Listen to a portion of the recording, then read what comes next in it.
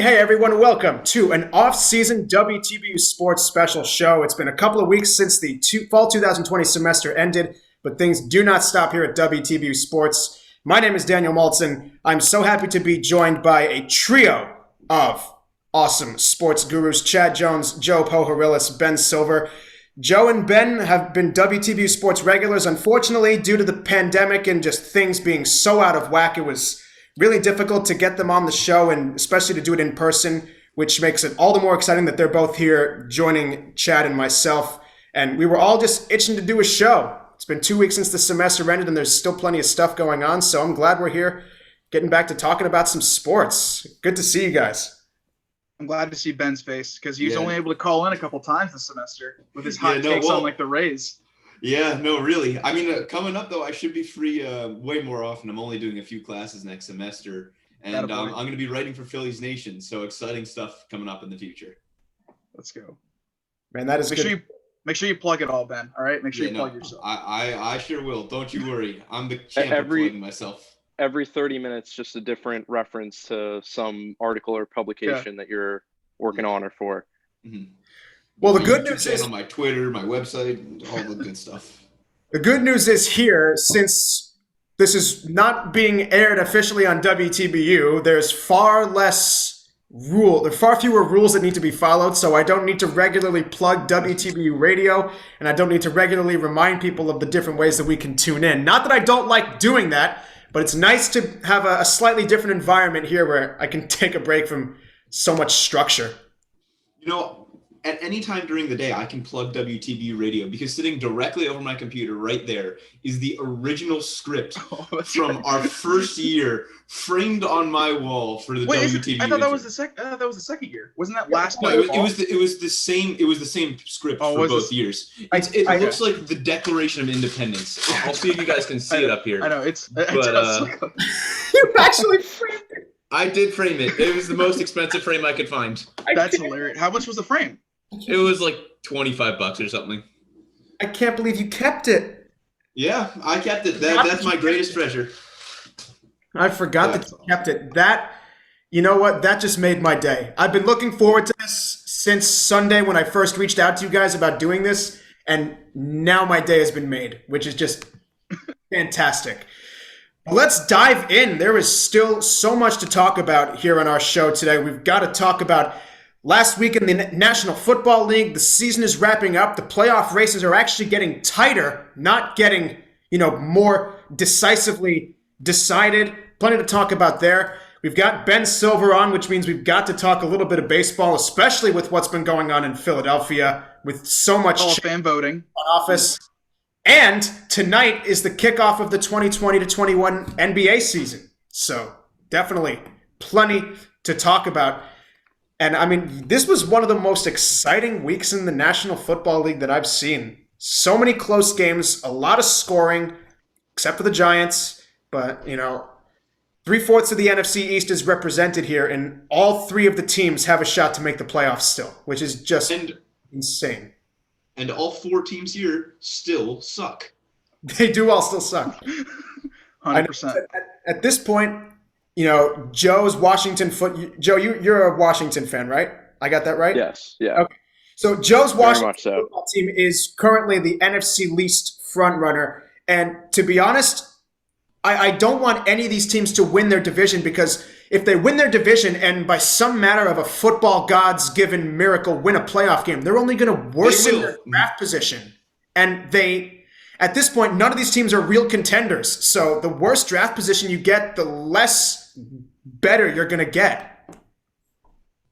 Less better. Okay. Because, draft picks ideally are supposed to help your ball club, but the farther down you drop in the first round, you miss out on the elite aspects. I was criticizing your grammar, Multi, not your logic.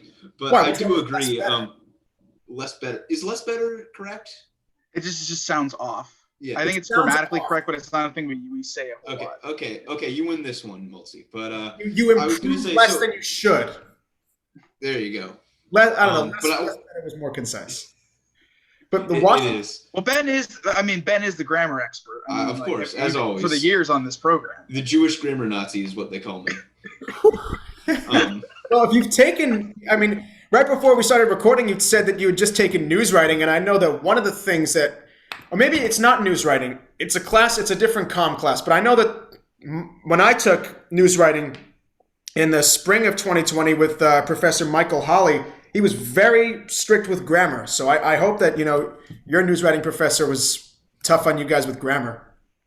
Yeah, he was fairly tough. I didn't run into anything too egregious, but still, I enjoyed the class. And, it was the first real journalism class that I took, actually in general, now that I think about it. And seeing as I'm going to be a journalism major now, I should really... Ooh, big news. Congratulations, Ben. Yeah. Journalism. Yeah, it was only just a few months ago. I added the minor back in the spring, but I realize now that I'm, actually doing something in the Philly sports industry, I should maybe chill out with archaeology and focus to something that might be more useful to me.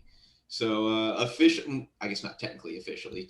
Technically, I'm still an archaeology major, but come this spring, once I complete CO 101, I will be a journalism major. Fun stuff. Big news, Ben. Welcome to the family. That's good to hear, but you gotta, so you have to finish a lot of the requirements in the last year and a half, right? Yeah, basically. And I'm only part-time next semester as well because of my internship. But I don't have any classes. I have 2 archaeology classes left to take, and then every other class is going to be a journalism class. So, I'm gonna be writing a lot this last year and a half. And taking video, man. You got Yeah. Don't forget the visual storytelling. Yeah, no, I think that'll be next fall is when I have it lined up, and I'm gonna take some summer classes and trying to catch up with everything. I had such an interesting relationship with visual storytelling.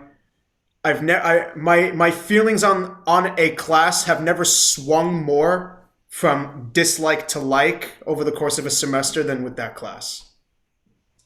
Yeah, I just took that this past semester. I really enjoyed it. But anytime I procrastinated on one of the assignments, it made my life a lot more stressful because especially by the end of the year, there's only, so much daylight to work with, and then it's just not. And also with everything closed, like that's another you didn't have thing. the There same. was not much to shoot these days when it came to that class. Yeah, that's interesting because last spring I took it, and for the first half of the semester, before spring break, I was able to do the first 3 assignments. We were able to actually go to where we had to go and shoot things in person, but then for the last 2, it was virtual. So my professor had to really transition on the fly with how lenient he had to be with projects and completing things. So what was that like, doing the whole class virtually? That was actually one of the only classes that was in person for me. There Really? was it was a tiny classroom. There was only 13 people in the class, and so only 10 people were allowed in the classroom at the time, and everyone else was on Zoom. So most weeks I was in person for that one, and that was the only in-person class. And the real issue was just for the projects finding different things to photograph and different people in different situations, because there's only so much you can do with that type of thing. Doing that class remotely would have sucked. Imagine you don't have the camera or whatever, you're just shooting stuff with Yeah. Oh, That's what I did. Yeah, he had to make That's what that I did. exception. That's what I had to do last spring for the last few weeks of the semester. I had to shoot my final projects on my iPhone. iVideo. I didn't use iVideo to edit it, but Okay, good. Well, did you use iMovie to edit it? no, Please tell me Adobe. you didn't. Okay, good. I just want to make sure, Can't be too careful. Please. That's what Modern day. that's what I was taught to use in that class, and I'm so unbelievably grateful for it because I've now used it for pretty much any video related project I have to edit.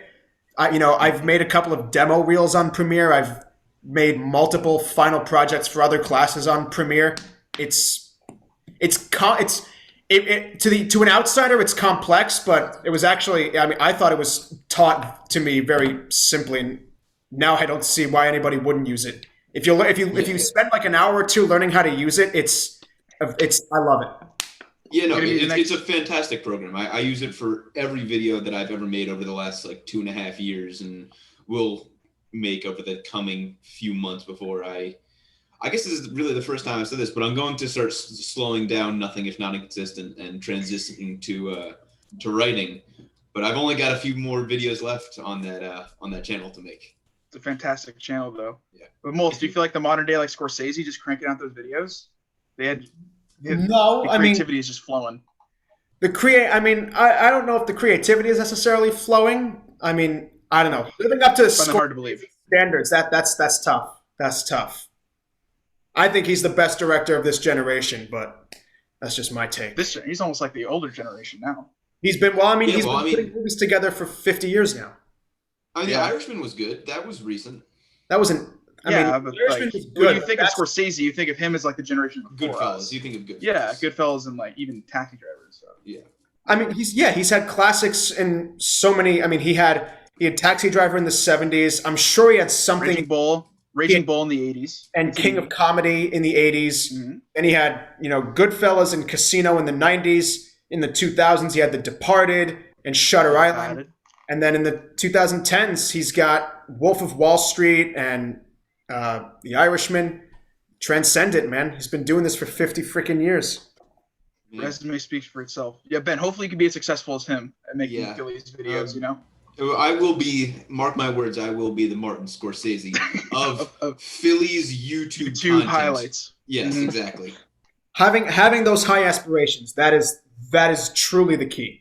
That is the key. If you don't, then what are we even doing here? You're not trying to be Scorsese. I strive to be the best at my extremely niche market.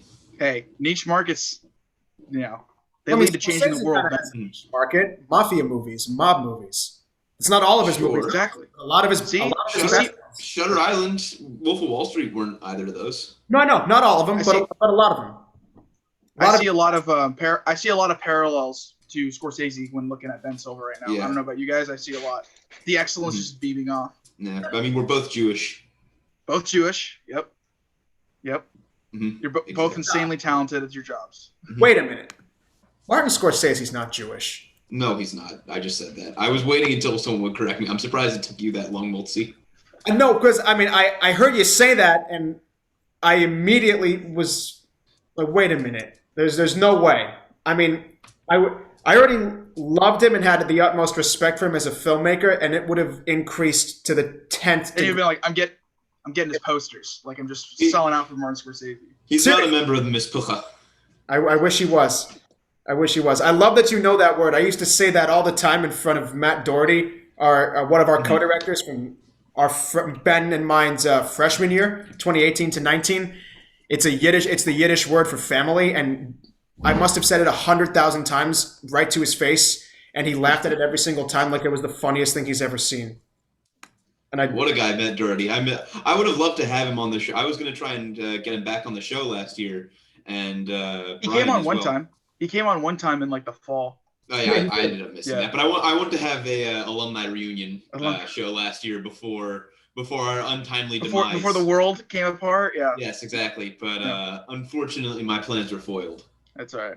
A lot of them are still in Boston. We can maybe do that like next year. Yeah. They definitely are. Yeah. I know Matt's still in Boston. I know Liam O'Brien, another WTBU alum, still in Boston. Yeah.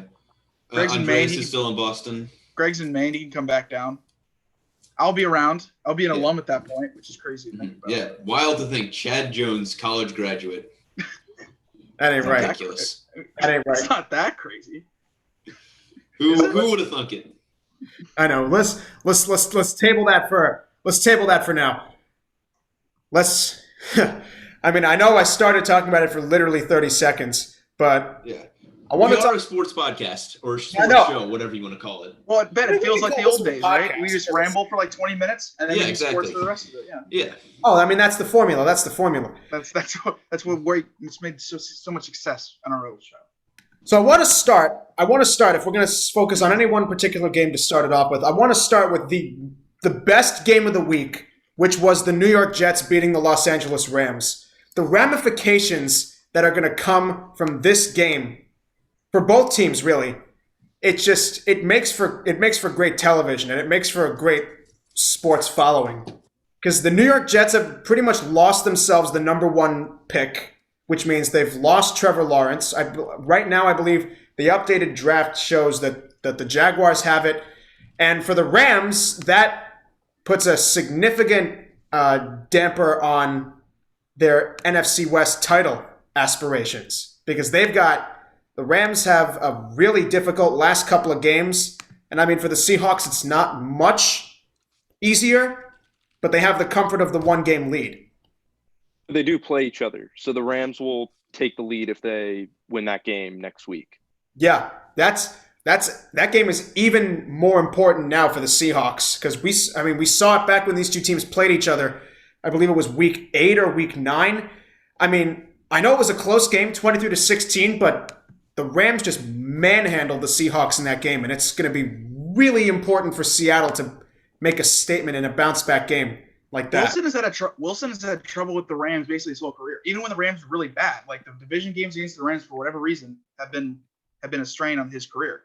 So. Yeah, he got picked off twice against them and got sacked 6 times. So I think he fumbled twice too in that game as well. He had like 4 turnovers against the Rams earlier this year.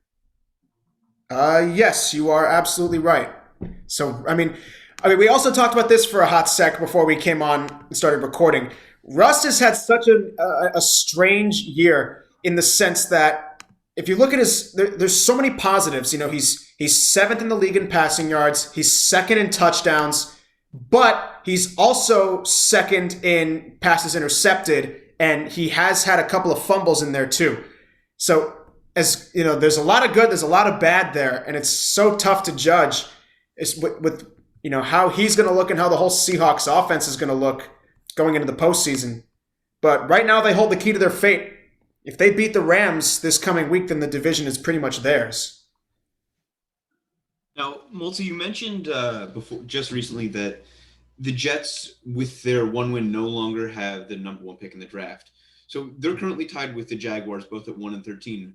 I wasn't entirely sure how what the tiebreaker for that is. So it was like something with the conference, because the Jaguars beat a person or a team in their conference, and the Jets lost out of conference. So for whatever reason, Ben, that matters. Wait, no. So I'm looking at the PFRF standings right now, and it's saying that the Jets still have the number 1 draft pick because the Jaguars have a better conference win percentage. Okay. Better conference winning percentage. Yeah. So okay. I know it had something to do with the conference. Whatever the tiebreaker is between them is because that's something to do with the conference. Okay. Yeah. But I believe that the Jets still, at least according to Pro Football Reference, and who knows if they're right, they are still saying that the Jets have the number 1 pick. But all of Jets like social media that I was seeing like on Sunday evening were freaking out the fact that now even if they end up with 1 win, the Jaguars have 1 win. The Jaguars. So yeah, everything I've seen has the Jags with the first pick. Do some research.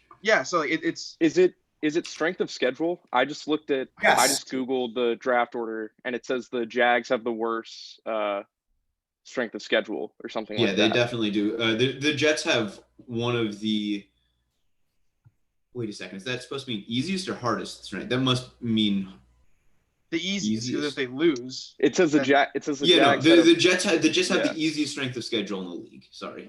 Yeah. I know this year, guys. I mean, I would imagine for a team like the Jets, nothing's easy. They have to. Guys, for whatever reason, this year there's like a lot of like breaking into the rule books to figure out division winners and wild card state. Like it's been crazy. But now also with the first pick, normally the first pick's pretty obvious who's going to get it. This year we have to go deep into the rule book to discover like tiebreakers versus which out of conference games, interdivision schedules. Like it's been when we still haven't figured out like half the divisions yet. Yeah, I know. And I'm looking at NFL.com right now, and they are saying that the Jaguars have the number 1 pick. Oh God, that's loud. Something just started playing. Okay. So yeah, it's looking like it's strength of schedule. The Jaguars have a harder schedule, so they have the number 1 pick. I mean, listen, I don't think Trevor Lawrence in an ideal situation wants to go to either of these places, but the real question becomes what to do for the team that ends up with the number 2 pick. That's what I've been hearing, because if you let's just say for the sake of argument, just because right now it looks like the Jaguars have the number 1 pick, and it's going to stay that way assuming both teams lose out at the end of the season, which it's reasonable to expect that that's what's going to happen. The question becomes what to do with the number 2 pick. And if the Jets have it, do you want to roll with Sam Darnold or do you want to draft Justin Fields? Because Justin Fields in the Big Ten championship game against Northwestern, he looked absolutely horrible. I watched the game and he was injured at some point, but I believe at the end of the first half of the game, he went 1 for 13, 1 for something teen on pass attempts. And if it wasn't for their absolutely Troy Sermon, I believe, was the name of their running back who set Troy Sermon, yeah.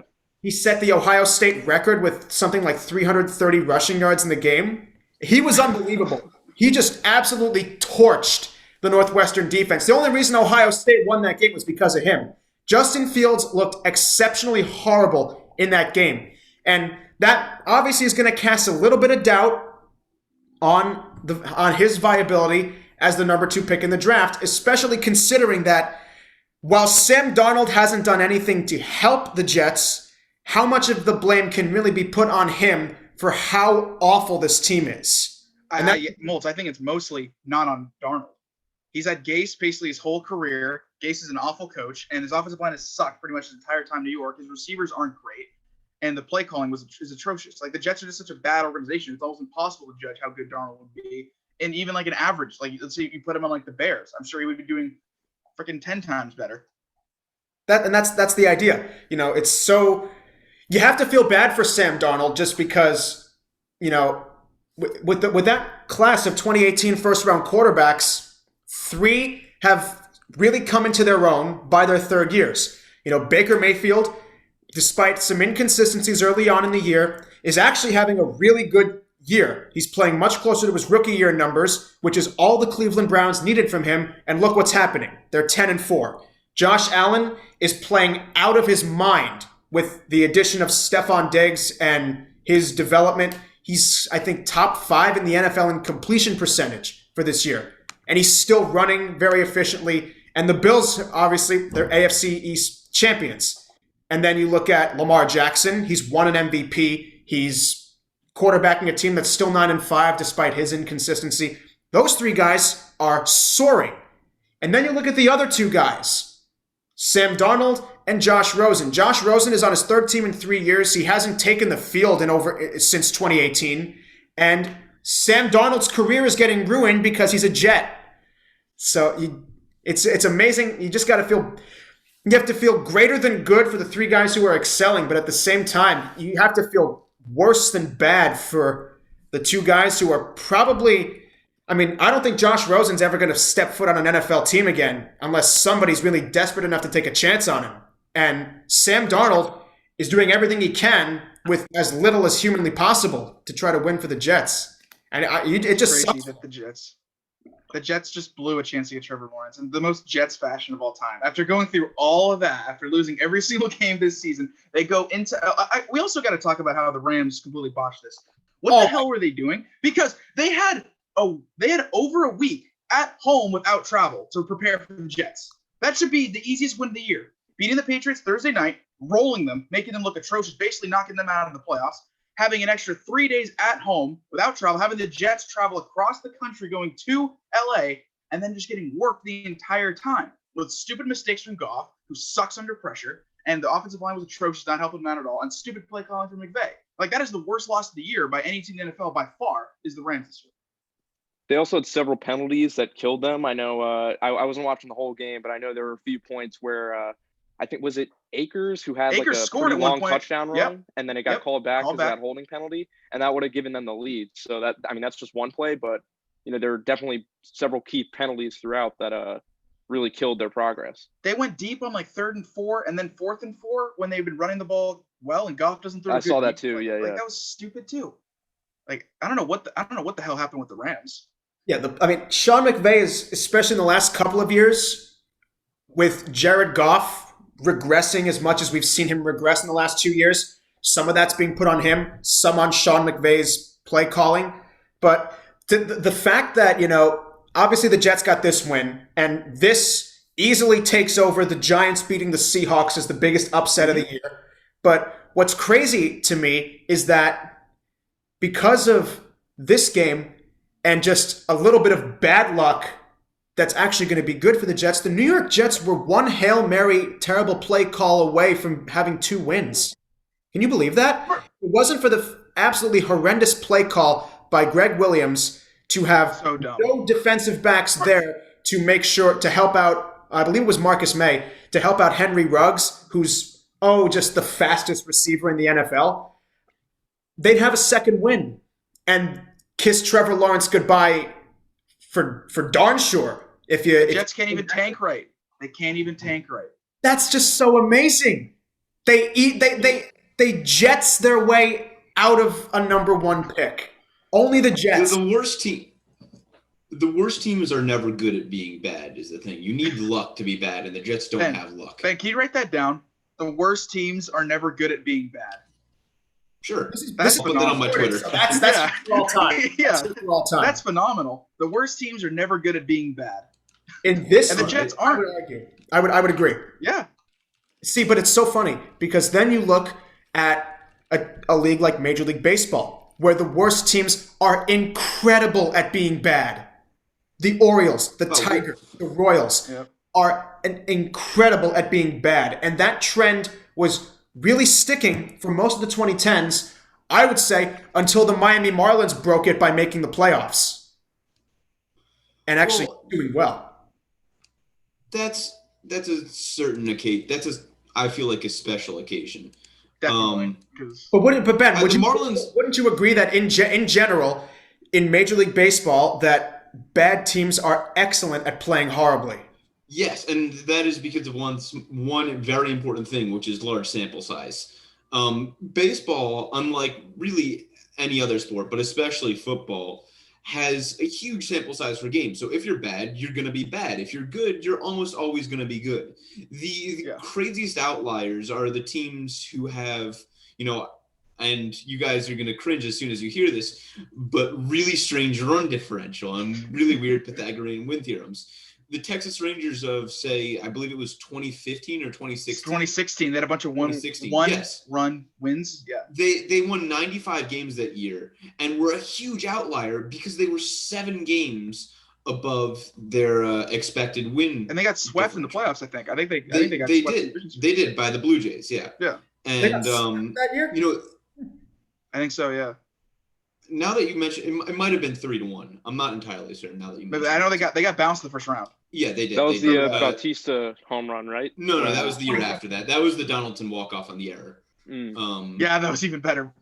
Even better loss for the Rangers. Yeah, rather get punched in May than knocked out in October was the big sign. But anyways, that team was known for being a huge outlier by overperforming for just 7 wins. Which really, when you think about it, 7 wins over 162 games is not a lot, but that's one of the biggest outliers of the decade win-wise. But it's also funny for NFL because Multz and I have talked about this on the show. It's not necessarily always the best thing to have a super great point differential because you're just beating up on the bad teams. Like last year's Patriots team was just rolling against the Jets and the Dolphins early in the year, but they got waxed by the Texans, they got waxed by the Ravens. So sometimes it's honestly not the best thing to just be rolling all the bad teams and then coming up just short against good teams. Yeah, for example, this year the Cleveland Browns are even their point differential is -6. Yeah, it's wild. Yeah, we've talked about this a bunch on the show, and they've lost by like 30 points twice to the Steelers and Ravens early in the year.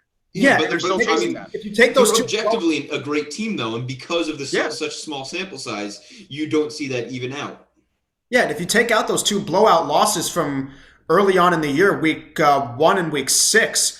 Then, even if those games are even just a little bit closer, the Browns score a few more points, then all of a sudden they have a positive point differential. But what's amazing to me is that right now, if you look at to get back to some Week 15 action here, there's, if you look at the AFC North, I mean, it's such a tight divisional race, and it makes for really exciting football because the one thing that I dislike with the NFL, and I mean you don't really see this in other leagues as much based on what I've watched, but in the NFL, if you've clinched a playoff spot or if you've clinched if you've won your division and you can't get the bye, or you won your division and you got the bye, if you've clinched everything you can clinch by week 17, you don't try in week 17. There's no reason to. And what I'm loving, you don't want to get injured.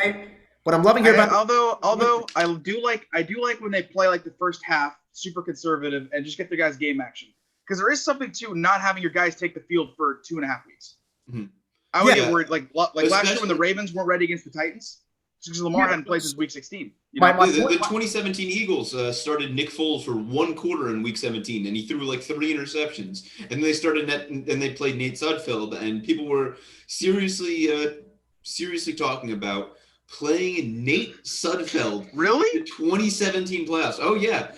After week 17 and before that first Falcons game, before that divisional round, there was serious consideration, especially on Sports Talk Radio, about playing Nate Sudfeld instead of Nick Foles. Were the callers doing it or were the hosts doing it? No, both. It was a legitimate conversation. Oh, my God. Really? Nick Foles looked horrible those last 3 weeks. I was at one of those games. The Eagles beat the Raiders something like 17-10, and Nick Foles threw for like 180 yards and had like 1 touchdown and 2 interceptions. What could have been? He lost. I remember he lost that game to the Cowboys because he only played 1 quarter, and then he looked horrible against the Giants as well. Your Giants, Multz. And people were really serious about not playing him in those playoffs. And I think what could have been. I wish they would have gone back in time then. Then Brady has like an MVP season and wins the Super Bowl. That's Ben, thanks for ruining my day. Thank you. And he still won't shake Nick Foles' hand. No, it's too bitter.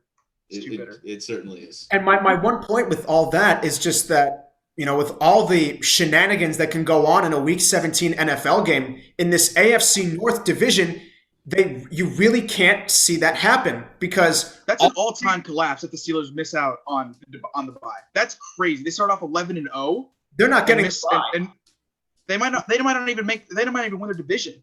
That's crazy. And that's exactly crazy. That's exactly it, because right now the Cleveland Browns, they're hanging in there for better or worse. They're really hanging in there. And next week, if you look at, week 16, the Cleveland Browns play the Jets, which, assuming the Jets break their season-high 1-game winning streak, that's going to be a pretty easy win. While the Steelers have a really tough challenge. They've got to play the Colts. And Indy is one of the hotter teams in the league. They've won 3 straight. They beat the Texans twice, and that sandwiching that was a blowout win over the Raiders. So Browns play the Jets, easy win. Steelers, really tough matchup. And the Ravens have to play the Giants. And as sad as it makes me to say it, right now, that looks like a really easy win for the Ravens. So the Ravens are going to stay a game behind the Browns. The Browns could easily tie things up with the Steelers. And all of a sudden, it's going to take a Week 17 slate to decide who wins the AFC North, who gets the wild card spot, and who might miss out. And I love it. It's so tight. It's so action-packed. Oh, so also speaking of last Monday night game, so we got to talk about Juju and his TikToking, because I'm actually fine with, if you need that, swagger to do it beforehand, that's fine. I don't really have a problem with him doing it on the field. And I don't have a problem with the Bengals then taking offense to it and trying to smack him out of the game either. But if you're going to be doing that, if you're going to be TikToking on the field, Juju, you can't be dropping balls and getting, racked on 3rd down catches. You got to be able to show up to the game if you're going to be dancing before, You got to talk if you're going to walk, I don't know what you guys that whole offense is a mess right now. They it's crazy. One of the better offensive teams, just collectively, just with all the personnel, all the receivers they have, bad case one of the better drops. lineups. And then they're dropping passes. James Conner has been terrible since he was diagnosed with COVID, which, I mean, he's a cancer survivor, so that's definitely something to take into account with that. I wouldn't really criticize him on that, but they've really and Big Ben too. He's become a lot less. He's just gotten worse. He's over the season. It's they're really falling apart on offense. His decision making yesterday sucked. I I don't know what he was looking at. A couple of his picks. I mean, I remember one specific play where he threw the ball into triple coverage on, I believe it was James Washington. I don't know why he's throwing to James Washington, first and foremost. Triple coverage. Second, no, just in general, ever. Yeah. Compared to the other receivers they have. But so, James Washington, triple coverage. Meanwhile, you have Chase Claypool, who, right as Ben throws the ball, is cutting back out toward the middle of the field. He's wide open, and he's your best receiver right now. Just in general, I think he is the best out of those 3. That was just one of them. He was overthrowing guys, underthrowing guys, missing guys. I mean, Big Ben is. I completely agree with you, Joe, that he has started to decline sharply. And I think a lot of the blame, not all of it for sure, but a lot of the blame falls on him for the way this team's played in the last 3 games. And again, I say not all of it because without having James Conner and Benny Snell and the rest of them not picking up the slack, it's such a one-noted offense. And the Bengals took complete advantage of this. Benny Snell had... What have we talked about this whole year with Roethlisberger too? Like he doesn't necessarily have like the best numbers this year, but his decision making has been as good as it's been in years. The last 3 weeks, he has sucked with simple just decisions on where to throw the ball to. That's all quarterbacking comes down to: accuracy, decision making. And Roethlisberger has been atrocious with that basically this month. And when you can't throw accurately and make good decisions, combined with the fact that your offense is completely one-noted, the Bengals knew full on that for a majority of that game, if they guessed that Pittsburgh was going to throw the ball, they were right. Because more often than not, it was smarter to try to throw it. So just load up your secondary and make sure that none of these guys can get open. And credit the Bengals for that, because Ben missed about half his pass attempts. And, give credit to the Bengals too. Obviously they weren't having a great year. They were losing a lot of games. But this, I think, means a lot to them to just get a win on the table and kind of shift the tone of their season with Joe Burrow going down and A.J. Green, their longtime stud receiver, just not being the same, and the injuries they've had. It's a really nice win for them. For them, they weren't contending for number 1. They're going to get a top 5 pick. So a good win can boost your team morale so well, even when you have a quarterback in Ryan Finley who should never start a game again unless it's in emergency circumstances like these. Who was the corner? He wasn't good, but who was the corner for the Bengals that was high stepping out of bounds and he got to like the 40-yard line? Because that was an all-time maneuver of high stepping when you're not scoring a touchdown. Yeah, I respect it. For Mackenzie Alexander, the defensive back who caught it, he was high-stepping. You can certainly question the motive behind doing that. But by doing it, one of the Steelers' offensive linemen then took a 15-yard it was like he was on like the other side of the green, too. That was like the furthest I've ever seen someone push a guy out of bounds before. Oh, it was a blatant hit. But he got under his skin, right? And this is another reason why I love this win for the Bengals, because it's a great morale booster. But also, they pretty much spent the whole game just pissing off the Steelers. And that may well have been their number 1 goal in the game. Not to win, but to just piss off the Steelers. And in that department, they succeeded immaculately. Immaculately in effing with the Steelers, pissing them off. And then they actually beat them. That's the cherry on top of the sundae. Right now, I'll wrap up what I've got to say about the AFC North with this, because I know you guys brought it up a little bit too, but all of the momentum is with the Browns and the Ravens. Right now, there's a very clear path to the Steelers finishing the year 11-5 and not winning that division. Very clear path. They've got to play the Colts. That's really tough. And then they have to go on the road to Cleveland to play the Browns, who, as I said, are still really hanging in there. And man, I imagine if the Cleveland Browns walk away with this division. Imagine that. That's an all-time collapse. That's like the worst collapse of a team all time that didn't miss the playoffs.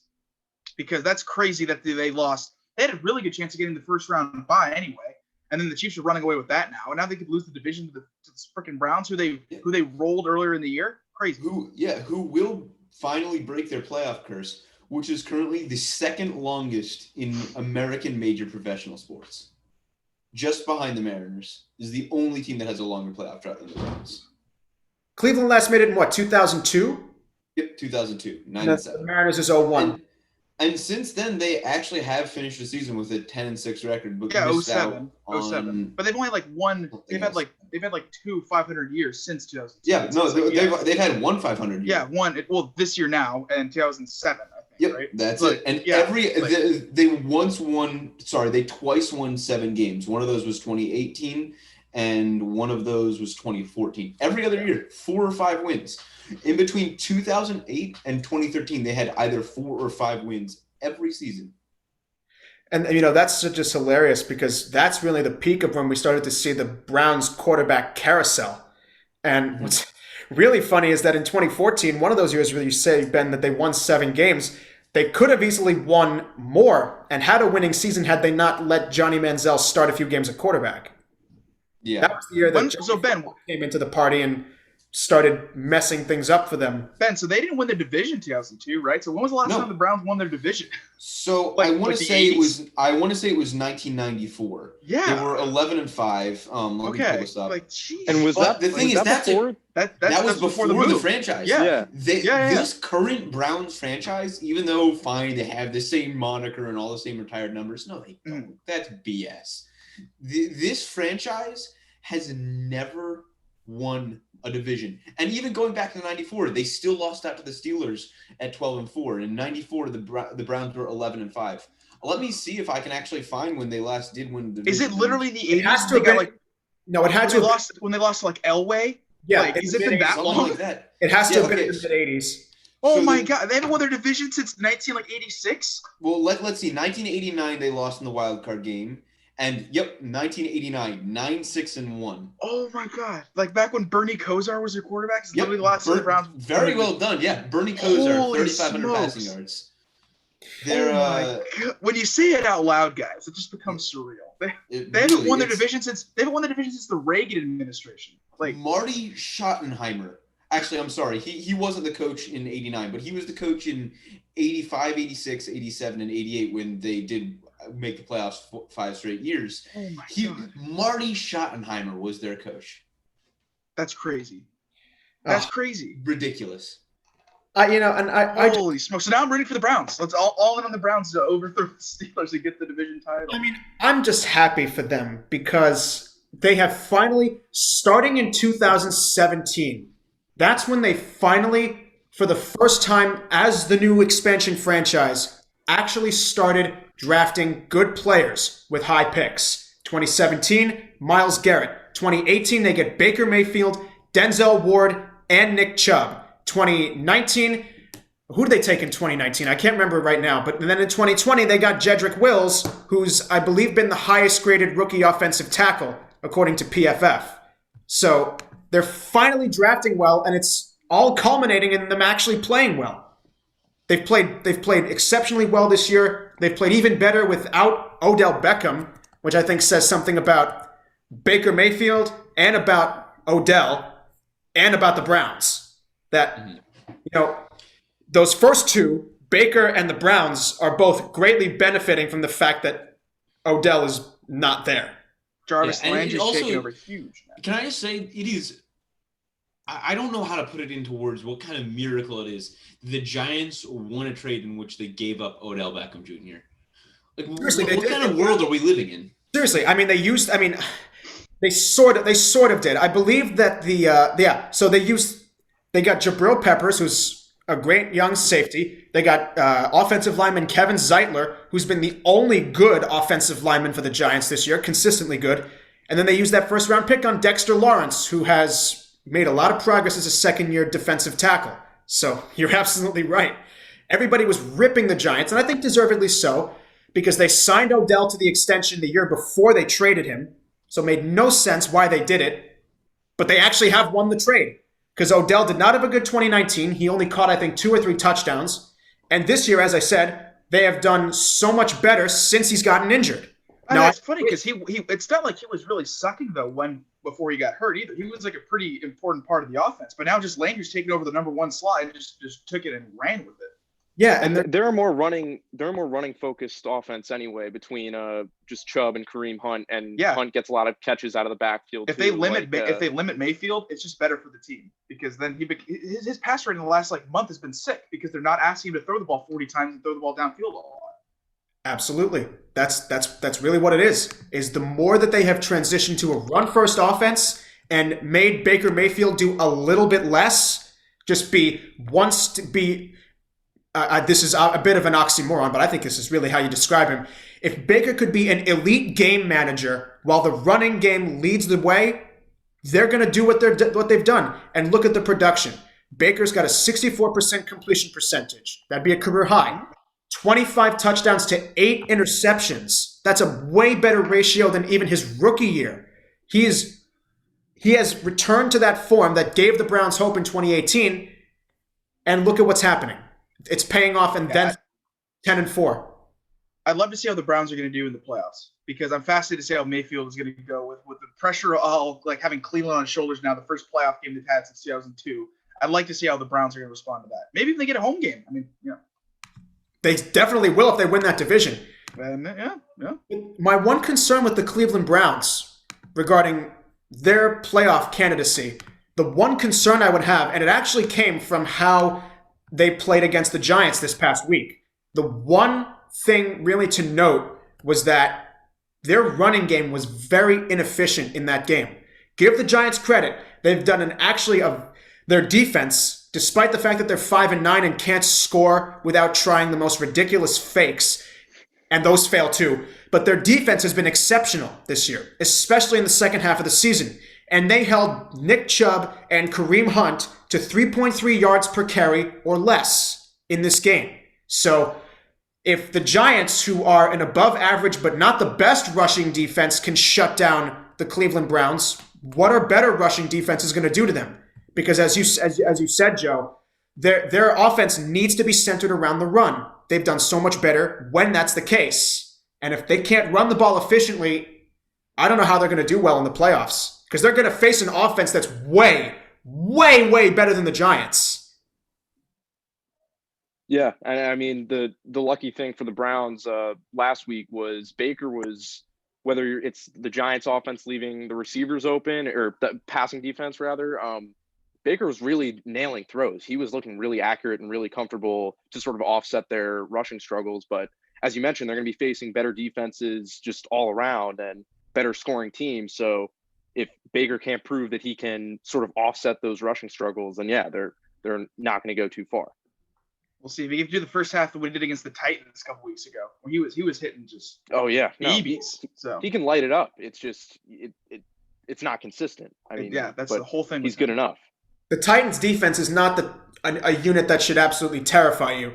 You could score points on the road, though. On the road, Yeah, but I mean, listen, the Detroit Lions went to Tennessee and scored 25 points. I think the Browns can do better than that. Yeah, well, they should have put up more, and the defense blew it.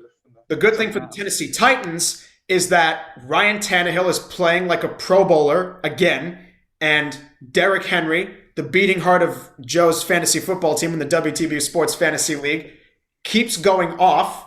Plus, suck on that one, Ben. Suck on that one. I scored 193 points in the bye week. I accept no losses. Oh, wait a minute. This is a fraud, and I demand a recount of the points. Who cares, Ben? I demand a recount of the points. You rolled in the divisional game and you lost the title game. Oh my God, you did! Your entire starting lineup, except for Kyler Murray and the Seahawks defense and Younghoe Koo, scored over 20 points. That's nuts. No, he did. I thought he scored 21 points in the divisional game, didn't he? No, in your bye week. In my bye week, yeah. No, he scored 6. Oh, okay. Never mind. You got 29.6 from Miles Sanders, 29 from Kareem Hunt, 26 from Tyreek Hill, 20 from Keenan Allen, 23.5 from Mike Gesicki, and 29 from Stephon Diggs. Ben, you can't complain. You have Kareem Hunt and Tyreek Hill on your team. You were destined to lose before the title. That's true. Brian Lombardo would have kicked me in the face. Absolutely. Another WTBU sports alum. Yeah. Famous for his 2-hour-long rant on Kareem Hunt kicking a woman in the face. I mean, that was pretty wild. I remember that show. How dumb is it that the Chiefs just cut Kareem Hunt and then the Browns just signed him? There's basically no punishment. At that point, why did the Chiefs just keep him then? Well, I mean, he had. And they kept Tyreek Hill. I mean, seriously, they keep Tyreek Hill. Clearly, they don't have a problem with immoral people on their team. Mm-hmm. I mean, Kareem Hunt served an 8-game suspension. He didn't come back to the 2019 Browns until I think week 15 or 16. So they signed him and had to wait more than half the year for him to play. He wasn't kicked out of the league. I just don't get why the Chiefs at that point. Someone's going to take him on. Yeah, I mean, well, Chad, we've talked about this on the show, and I'm sure that Ben and Joe would both agree that the NFL is criminally inconsistent with suspending players, and at this point, when you want to talk about how awful Roger Goodell's tenure at commissioner has been, this is the biggest part of it. And I don't expect It honestly is, yeah. it's not going to change. He's going to remain awful and inconsistent at suspending players. And another thing worth noting about the inconsistencies between Hunt and Tyreek Hill is that, I mean, Tyreek Hill is, whatever they do off the field, he's proven to be one of the just most electric playmakers in the entire league. And Kareem Hunt's a terrific running back, but if an Andy Reid offense can make Charkandrick West, top tier running back, I don't know if you guys remember him a couple of years ago, he was putting up really good numbers, then I think Hunt becomes a little bit more expendable. And if he's going to be suspended 8 games, they might as well add someone else. And then they got Clyde Edwards-Helaire from LSU, who's hasn't been incredible, but he's still a solid running back. I guess it's just so weird that like an NFL team would get crap for having Hunt, but then another team could just get him, and it's like no big deal after suspension. It's like, oh no, you're still going to be in the league, 100%. Just like it's weird. Especially when the Chiefs do have Hill. Like I know Hill's like Yeah, but I get that though, because I mean Tyreek Hill has world-class speed and can just do things at the wide receiver position that pretty much no one else in the NFL can.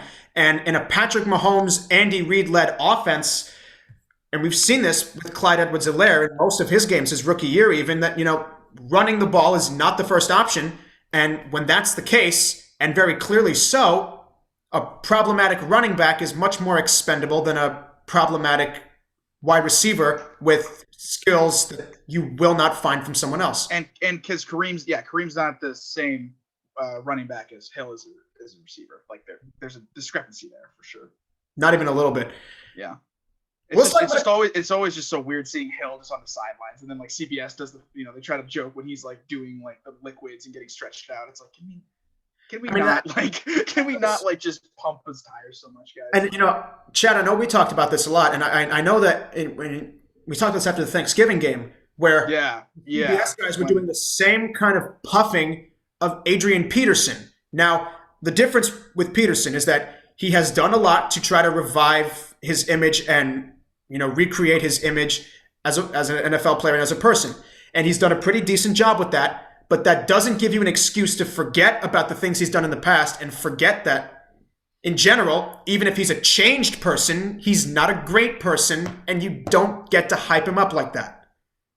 It was so annoying on CBS. Yeah, they did like the player profile on him, like with people like getting coats and toys for like Thanksgiving. It's like, well, can you guys just talk about him on the field? Then if you're not going to mention the stuff he did off the field, which they're not going to do, don't try to tell me that Adrian Peterson's a great character guy. I may be stupid, Ben, but I'm not an idiot. Very good. Good Patrick Star quote. I want to talk about a couple of other games, and then we will shift gears to the other 2 pro sports leagues with plenty of news going on. I say, guess, I'm not sure where to go next. I guess let's talk about the Saints and the Chiefs having such this tight shootout game. Because there were a couple of things to take away from this game. Pros and cons on both sides. So I think if you look at the Chiefs, the first big pro was that after despite Clyde Edwards-Helaire going down with his leg injury, Le'Veon Bell actually stepped up and had a really decent game. And despite Patrick Mahomes being really bad in terms of his just completions early on in the game, he righted the ship and didn't make too many mistakes, and threw just the best touchdown pass of the year to Mecole Hardman. That was unreal. Oh yeah, that one. Yeah, that was sick. There was a couple of really nice catches. There's also the 2 other ones in Arizona were sick, and that all happened with like an hour of each other. Yeah, and thank God Red Zone's back. People think back to last year when Russell Wilson had a very similar pass to Tyler Lockett in the back left corner of the end zone against the Rams. Different type of a pass. I mean, Russ's was a fade, and Mahomes was really just scrambling and somehow managed to put it perfect. It's crazy. It's crazy how like Mahomes can have like a pretty bad game and then still end up with some decent numbers. Like what? Like he never has a game where he's like 45% completion percentage, 3 picks, no touchdowns, and like 180 yards. Like he never has any of those games. His worst games are like 50% completion, 260 yards, and 2 touchdowns. Like, and that's pretty much what he did here. Yeah, like 5%, 250, 3 touchdowns, and no interceptions. It's crazy. It's crazy that like his worst games are still like completely passable. Like, are we ever gonna see like him just suck in a game? Like, it's getting annoying now. Yeah, and if you want to talk about a quarterback who sucked and should be eliciting a little bit of concern, Drew Brees looks. I mean, it took him a while to get back into rhythm. In the first quarter of that game, he looked like a fish out of water who should. What was he most 0 for 12? 0 for 12 start? He was 0 for like a huge percentage to start off the game. I thought he was just 10, like over. Yeah, he was 0 for the first quarter, right? He didn't complete a ball in the first quarter. Like, holy smokes, man! His ribs are still like he definitely looked like he was still ailing. Well, I think he's 41, right? Like that's still, like his recovery is gonna be a lot slower than 100%. 25-year-olds. And yeah, I mean, why they rushed him back then for this? Like, did he tell them that he was good to go? Because like I don't think he is now. I mean, I would imagine that he probably told them he was good to go. Yeah, because he's Drew Brees. He's been with your team for 15 years. You know at this point, you should know at this point whether or not you can trust him with how well he knows his body and his ability to compete. And doctors still have to clear him. I mean, I don't know what the politics are if he's going to be like, hey, you guys should clear me. But like at the end of the day, it's still on the medical staff as well. If they clear him before he's actually ready, they can't be doing any Tyrod Taylor stuff, Right. Oh, see, the thing with Drew Brees. Yeah, go ahead. Okay, I totally forgot about the Tyrod Taylor thing, but like if that didn't happen, like when does Justin Herbert come in? Okay, Multz. Every single week, Lynn's firing looks just like a better idea. Multz called this in like September. I've been calling Lynn's like the worst coach in the NFL other than Adam Gase. So over the course of the season, I had a few head coaches on the books who I said needed to be fired. At the beginning of the season, I said it was Dan Quinn. He got fired. I said the next guy in line, it wasn't Gase because Gase had to be here to head coach the tank. And I didn't even think it should be Matt Patricia because earlier on in the year, the Lions were doing decently well. I've been saying for almost 3 months now that Anthony Lynn needed to be fired. And for some reason, despite the fact that he blew a double-digit lead at least 4 games in a row, he's still their head coach, even though they're somehow 5-9. That Saturday game Thursday game against Oakland, he was trying to get Herbert killed. Why are you doing QB sneaks at the 3-yard line with your young stud, leaving his ribs open to just become, Drew Brees at 22? Why would you do that? Why would you possibly do that? And there was an injury scare. I'm pretty sure that when they got down there, didn't he hurt himself on one of these plays? I think so. Yeah, he trying to run it in and he got walloped. He rolled awkwardly. Yeah, why are you doing this? Why are you leaving him alone? He is your franchise for 15 years. The one good thing to take away from this Chargers year is Justin Herbert. Trying to get him massacred the year by a landslide. Yeah. I don't know. Lynn needs to go, Multz. Lynn needs to go on Black Monday. He's gone. I've been saying this, man. I've been saying this for months. I mean, it's amazing. His play calling, his clock management, and I mean, it really is funny to think about what this season would be like for the Chargers with Tyrod Taylor and not Justin Herbert. I know that's Tyrod Taylor is a game manager. Going to go in the season with him. Tyrod Taylor is a game manager. Justin Herbert is a playmaker. I mean, I don't. They're barely 5-9 as it is.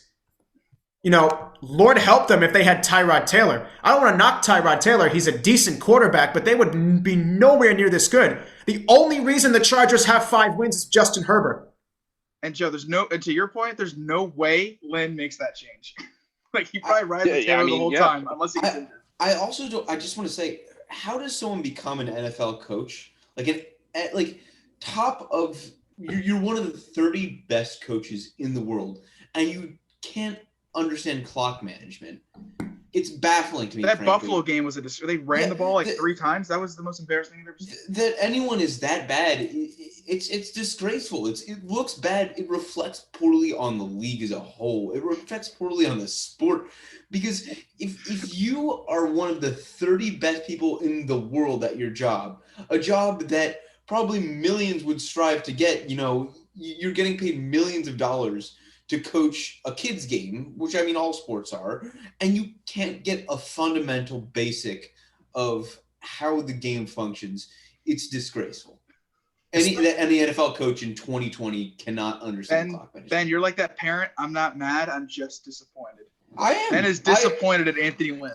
I'm also disappointed in him for putting Keenan Allen in the starting lineup and then playing him for one drive and then taking him out. You, Lynn. You ruined my fantasy. They said he was on a snap. They said he was on a snap count. They didn't say the snap would be like 7 counts. Like he was gone. Oh my God, it's so frustrating. I had 2 receivers on the bench with 19 points, and Keenan Allen had 2.6, the number 4 receiver on the year. And not on my team, the number 4 receiver in the league on the year for fantasy.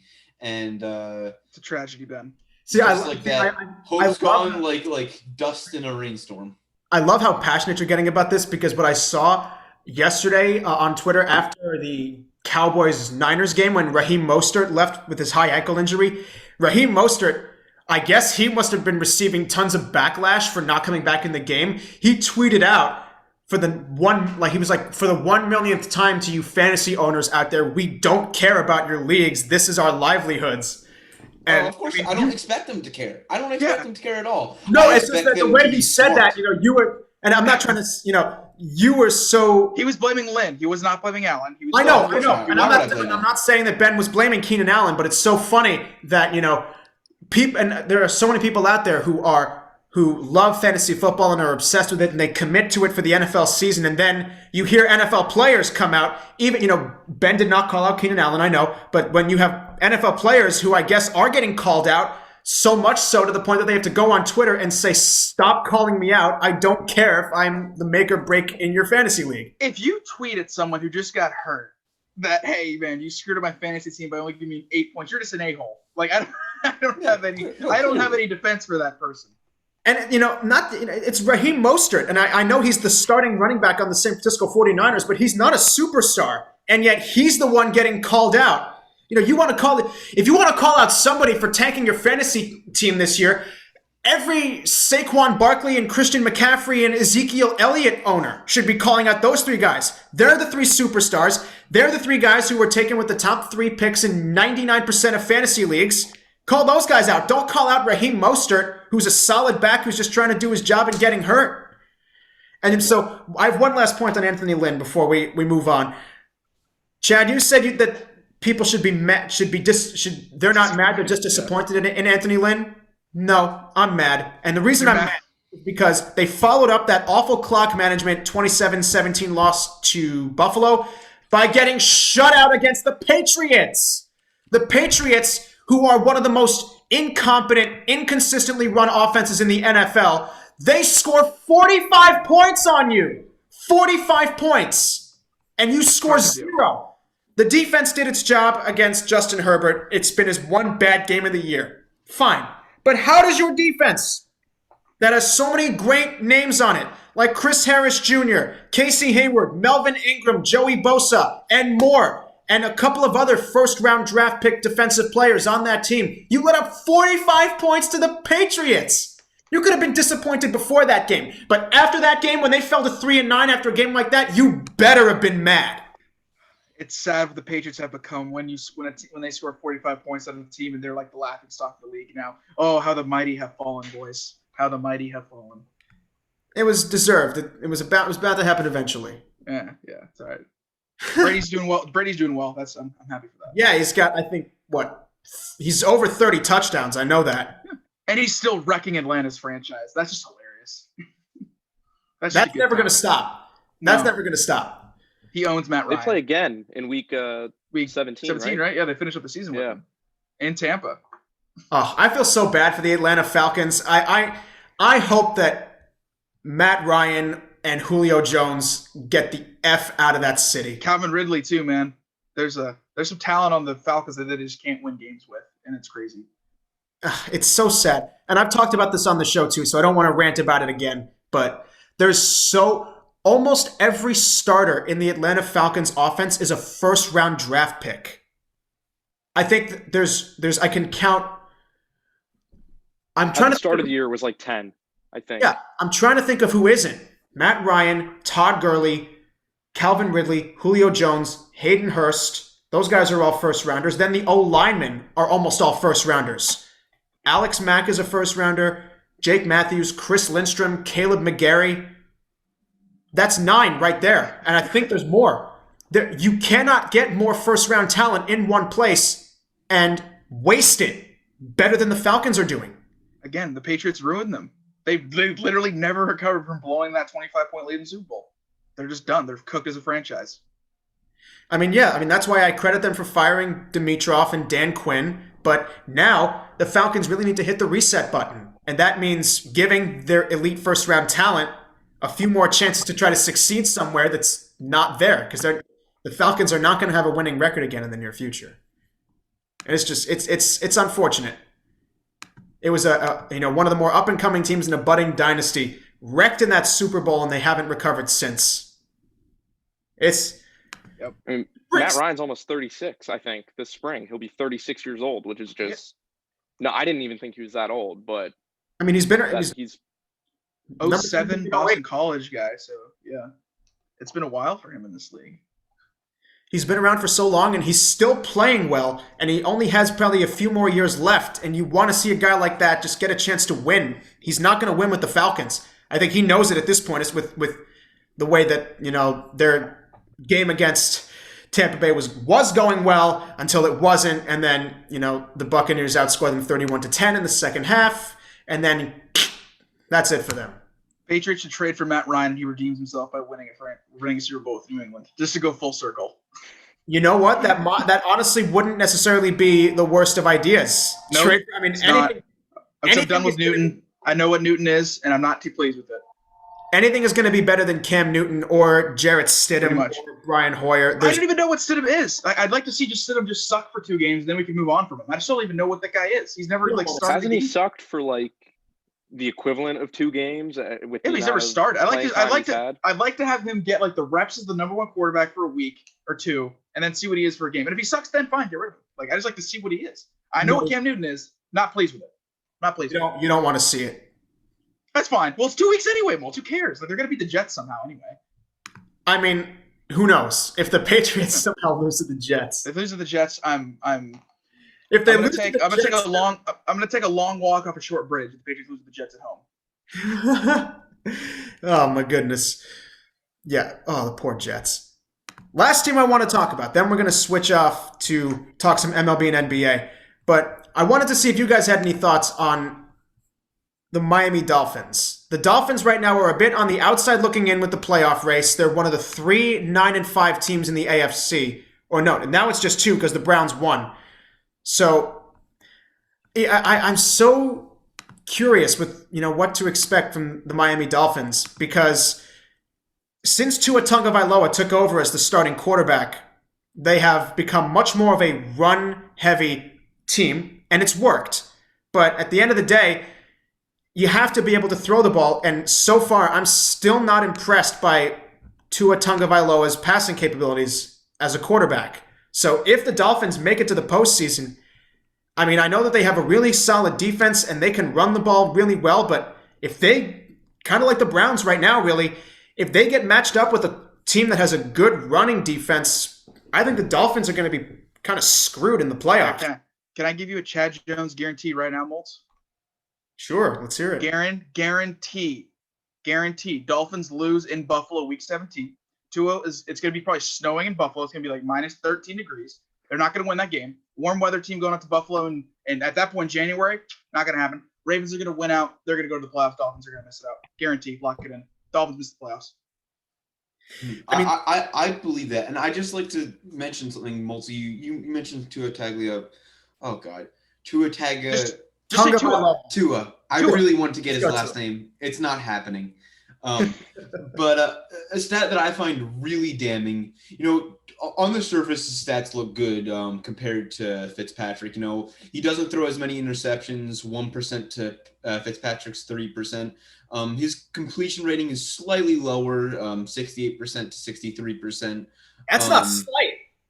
That's a big difference. Okay, fine. It is a significant amount lower, but that's not the most damning stat. The most damning stat for Tua's season is that Fitzpatrick's long this year, the 70-yard pass. Tua's longest pass of the year, over 7 games started, is 35 yards. Yeah. He does not have a single 40-yard pass in his 5 wins with the Dolphins this year. honestly thought it'd be less than that. Like they throw slants all game. Like I'm surprised. You think he'd find a hole? You think that over 210 attempts, he'd get one deep ball connection? You think he'd get one guy to break free and just find someone who is unguarded in the middle? At this point, he still has a heck of a lot to prove in this league. You know, in 7 starts to have thrown 9 touchdowns, that's not incredibly impressive. That would have you on pace for about 20 passing touchdowns over the course of a 16-game season. And for a quarterback who has been getting hyped up by football fans for 2 years and gets taken with the 5th overall pick in the draft, you need more than that. You just need more than that. He's had a passer rating over 100 just twice in his 7 starts, and his most recent performance against the Patriots, the 22-12 win, it was not good. That was not a good game. It was his lowest passer rating of the season, 73.4. He threw for $145, no touchdown. A stupid red zone interception. I mean, so that's my point, is that, you know, the Dolphins are 9-5. Their defense has been playing out of, and their defense and their special teams have both been playing out of their minds this season, and they haven't slowed down, which is how they've gotten to 9-5. And their rushing game somehow, some way, keeps doing really, really well, even though they're down to, you know, their 3rd and 4th string running backs. You know, we were all anticipating in week 1, Jordan Howard would be the workhorse back and Matt Breida would come in and take some carries as well. Now, that's ended up going, Myles Gaskin was the starter while he was healthy, and now it's Salvon Ahmed leading the way. And Jordan Howard is on the Eagles. Yeah, well, I mean, because I think this is what I think is hilarious. The Dolphins, by week 2 or 3, they only used Jordan Howard for runs at the 1-yard line. He was the king of 1-yard touchdown runs early on in the season. If it was other than that, it was Myles Gaskin. And now they're rolling out Salvon Ahmed. Matt Breida has been getting back more involved, and Patrick Laird. No Jordan Howard. No nothing. They're running. And also, the Patriots what the Niners did. They're going so far down the running back depth chart to guys you've never heard of, and they're still dominating. The Patriots' run defense also is not a good example of like to base it off of. They suck. They've given up like 500 yards the last 2 games. So like, the Dolphins carving them up is like, yeah. This is what you do against a bad rushing defense, but that's my point. You know, you have guys who don't have the most talent or the most experience taking down big-time rushing defenses, and that's why I'd be really concerned about the Dolphins' playoff candidacy. And I know Buffalo, the only thing about the guarantee is that Buffalo might not have a whole lot to play for that. Maybe seeding. They might have already been locked into it. But there's just no way that a young Tua who played in Alabama, who lives in Miami now, going up to Buffalo, when it's probably going to be one of those snow games, like the one they played was that the Eagles or the Ravens a couple years ago? Whenever they had like that huge snow game in Buffalo. Was it the Eagles? The Eagles played the Lions back in 2013, although it may have been 2014 in Philadelphia. So it's going to be one of those. It's going to be like one. I'm thinking it's going to be like snowing in January in Buffalo, and I don't think the Dolphins are going to have the chutzpah to get through that win. So I think the Ravens are going to win out. Because they're going to they're probably going to beat the Giants and probably beat the Bengals. Go 11-5. Dolphins miss it out. Yeah, still so much left to decide here. It's crazy. There's still a ton, and there's 2. Normally we have like a lot more stuff figured out with 2 weeks to go. I know that not at all. That's why I'm so excited about this. I mean, as of now, the Chiefs obviously have the AFC West locked up. I don't believe they have the first round bye locked up yet. They haven't clinched it yet. No. If they win next week against the Falcons, which they probably will, and they definitely should win, then they have it locked up in the AFC because then no team can catch them.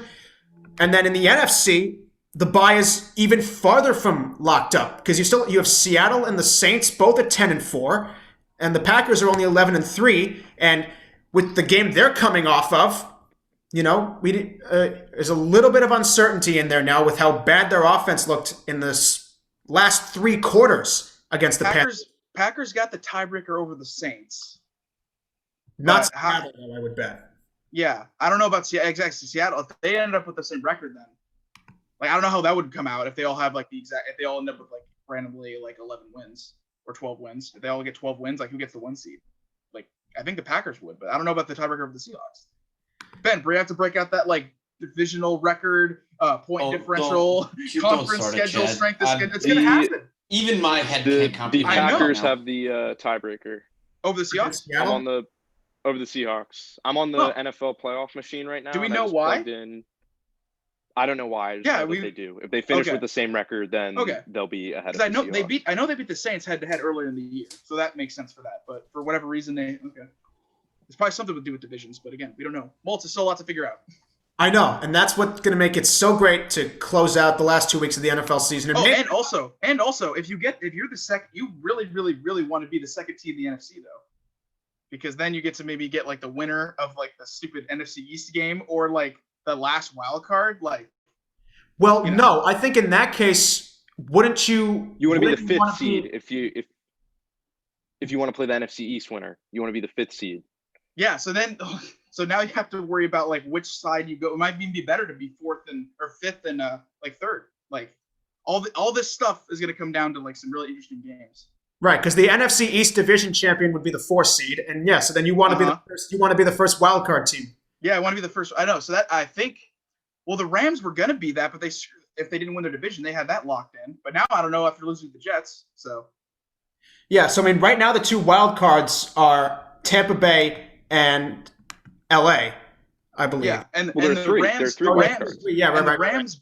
Rams beat the Bucs head-to-head early in the year. They did. So right now the Rams are the number 1 wild card. Yes. And the third wild card would be the Cardinals. But that Jets loss might have totally cost us something because the Bucs are going to win their next 2 games, and the Rams have to play the Seahawks. Easily lose that with Seattle has something to play for. So a lot of stuff to figure. So much to look forward to in the last 2 weeks of the 2020 NFL season. Which Ben, makes did you write that all down? There's a lot of stuff going on there. Every word. And the best part about it is, maybe in a couple of weeks after the new year, after the season's over, we might do another one of these shows with a whole bunch of guests and just have our whole panel back. And we could do it. We can do this again. Really, when we finally have a complete playoff picture, we can do a lot more in terms of breaking it down. But now we are over an hour in. Let's shift the direction a little bit. Let's shift it over to Major League Baseball just for a little bit, because I know we have 4 baseball fans here as well, so I know we got plenty to talk about here, and I know Ben's got plenty to talk about because the Philadelphia Phillies, have probably been the most active team this offseason, aside from teams compiling trade rumors. I'm not sure I'd say that. They still have actually yet to sign a single major league free agent. Well, I meant active just in the sense that there were 2 pretty big front office vacancies, president of baseball ops and general manager, and in the last week they've filled both of them. Sure. With 2 guys who are good with 2 guys who have a lot of upside in their potential in their jobs, but also some downside, I would think. They're high risk, high reward sort of guys. Number 1, obviously, Dave Dombrowski. Red Sox fans will know him over the past. I want to say he joined the team, I believe, in 2016 in August, and he did lead the Red Sox to a World Series. That's true, but he also led them into that great disaster that they're in now, and this rebuild stage that they're being led by Chaim Bloom. It's a disaster, Chad. It's a disaster. It's a disaster. They could compete next year. They could They could compete next year, but this team also won 15 games this year. Well, yeah, watching them last year, I wanted to gouge my eye. That's a disaster. But that's 1 year. They could be fine next year. Sure, fine. Maybe they'll be fine next year, exactly. But they don't look good right now. Yeah, but I'll take that for a championship. Sure. Yeah, I would. Frankly, I would as well. And they were really successful. Somebody who said that the Phillies would have a minimum of, I think, 2 or 3, a minimum of 2 championships. Bryce Harper's tenure. If there's any president of baseball ops who can structure the organization to get you at least that first ring, it is David Dombrowski. No one knows how to win big in the short term like Dave Dombrowski. Okay, so I do believe that my initial reaction, I'll start there, was shock and horror at the signing of Dave Dombrowski. I was petrified. That was my worst case scenario hiring. Since in the week and a half or so since his hiring, I've come to terms with it. I don't believe that it's awful. I was happy with his introductory press conferences, especially compared to the press conferences of guys like Andy McPhail, Matt Klentak, and John Middleton, the Phillies' biggest public faces in their front office. Dave Dombrowski, unlike those guys, actually knows how to talk to the public and doesn't come off sounding like a petulant child. He's someone who I believe knows how to run a team. at the very least, he's not going to make a mockery of it. And while I'm not exactly excited for that, I believe that I can have hope in what Dombrowski brings to the table. If I had to guess, right now the Phillies do not have a good farm system. They're rated 23rd in the MLB. They've got Alec Boehm, of course, who is not going to be traded. And their three big prospects right now are Bryson Stott, Mick Abel, the number one draft pick from last year. Bryson Stott was the number one draft pick from 2019. And Spencer Howard, who I'm not sure if he still has rookie eligibility, but he pitched briefly this year. Was unimpressive in the majors, but I believe he's like the number 35 prospect in the MLB right now. Besides those three guys, the Phillies farm system is barren. So I don't believe that Dombrowski is going to go out and make any big-time trades just yet. He might make some small trades, but I think it's going to be a year or two until we truly see something of Dombrowski's caliber with Detroit and Boston. Now, he's also said that he wants to, build from the ground up like he did in Montreal and like he did in Miami. Now, I think he's going to have to do that because John Middleton, Philly's majority owner, is at least recently notoriously tight with his money. Well, and that's only going to be added this year. Ticket revenue. It certainly like is. all those owners that had any issues with money across every single league are going to be tied with money this year. Yeah. Mr. Stupid Money, John Middleton, he actually said we are going to spend stupid money, come back to bite him in the ass numerous times. Actually, there was a report, I should say, that claimed that he said he lost $2 billion this year. Obviously, that's BS. Middleton came out and said himself that's BS, but he did also claim $150 million in losses, which for him is frankly nothing. That's pennies in a pond. He's worth $4 billion. That may be pennies in a pond in general for his total net worth, but that may be significant in terms of correlating it to how much of his net worth he's willing to spend on the team. Yes. It's all about how much they're willing to allocate to the Phillies because they all have like multiple businesses they're running. For example, the thing is, John Middleton sold his cigar company a few years ago when he bought the Phillies. His only business right now, the only thing that he's focused on is the Phillies. And one of the reasons why I think he's so hesitant to spend money is because he has no income other than the Phillies. If the Phillies aren't making him money, then he's losing money. And to get the sort of money that he has, $2 or $3 billion, you have to be a shrewd businessman. And I think John Middleton is a shrewd businessman, and I don't think he wants to lose any more money, which is one of the reasons why he's going to be so shrewd with the Phillies, and one of the reasons that Dombrowski might find himself in a bit of a pickle early in his presidential career for the Phillies. I think once we get through the COVID stuff, and like the Phillies are going to be making hand over fist. They will, but they need to spend money now. To make money later, they need to put a good product on the field and attract fans to the stands. Yeah, Dombrowski needs to get that across to him because it's not like they'll be taking back for 7 years. And one of the reports that came out recently that I've actually been writing about is that the Phillies are going to be unwilling to spend significant money aside from JT Realmuto. Some of the money that's been, say, earmarked for JT Realmuto might not be spent on other high-profile free agents. So the Phillies are going to need to fill those positions, fill those holes, with lower tier guys like Marcus Semien and Andrelton Simmons. Maybe they'll platoon Yadier Molina with Andrew Knapp, the switch hitting catcher, back up to JT Realmuto last year. That's rough. It is rough. 39-year-old Yadi with an Andrew Knapp, who, at least to my knowledge, is a lackluster hitter at best. Yes. And a decent year last year. He did very well last year, but Multz, you're right. He is at best a mediocre hitter. Is Molina going to leave the Cardinals? He might. I don't know. I would guess not, but he's one of the other cheap catchers. At that point, don't the Cardinals just make sure he doesn't leave? I don't know. Well, the Cardinals might let Yadi walk because they are realizing, just like the whole league is, that he is almost 40 years old, and while he is still probably a very accurate thrower behind the plate, he cannot run. He can barely hit, and he's almost 40 years old. Frankly, he's better as a coach than as a catcher.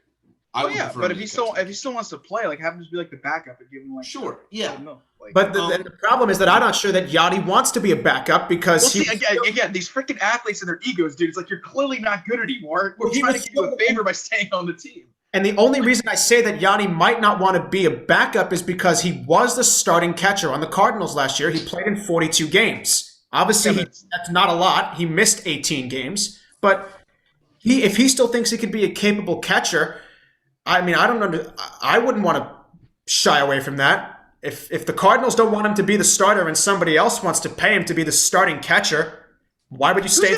Who's going to pay to be a starting catcher? He has infinitely more value to the Cardinals organization than he can bring to any other team. Exactly, just like JT Realmuto is to the Phillies. I don't know if it's quite the same of that.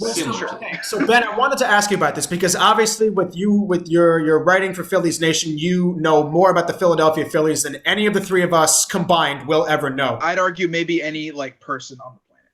Probably. Yeah, some have said that I do know more than any other person on the planet about the Phillies. So with that in mind, with all the rumors and reports swirling around over the last month and a half that the MLB owners combined, and as you said, with John Middleton losing $150 million, the MLB has lost billions. And with JT Realmuto wanting to get paid around $200 million and become by a wide margin the highest paid catcher of all time, which do you think it's likely that he will budge from that ledge and lower his price to re-sign with Philly? Or do you think that he is going to try to want to keep it as high as possible and just go wherever the biggest check is waiting?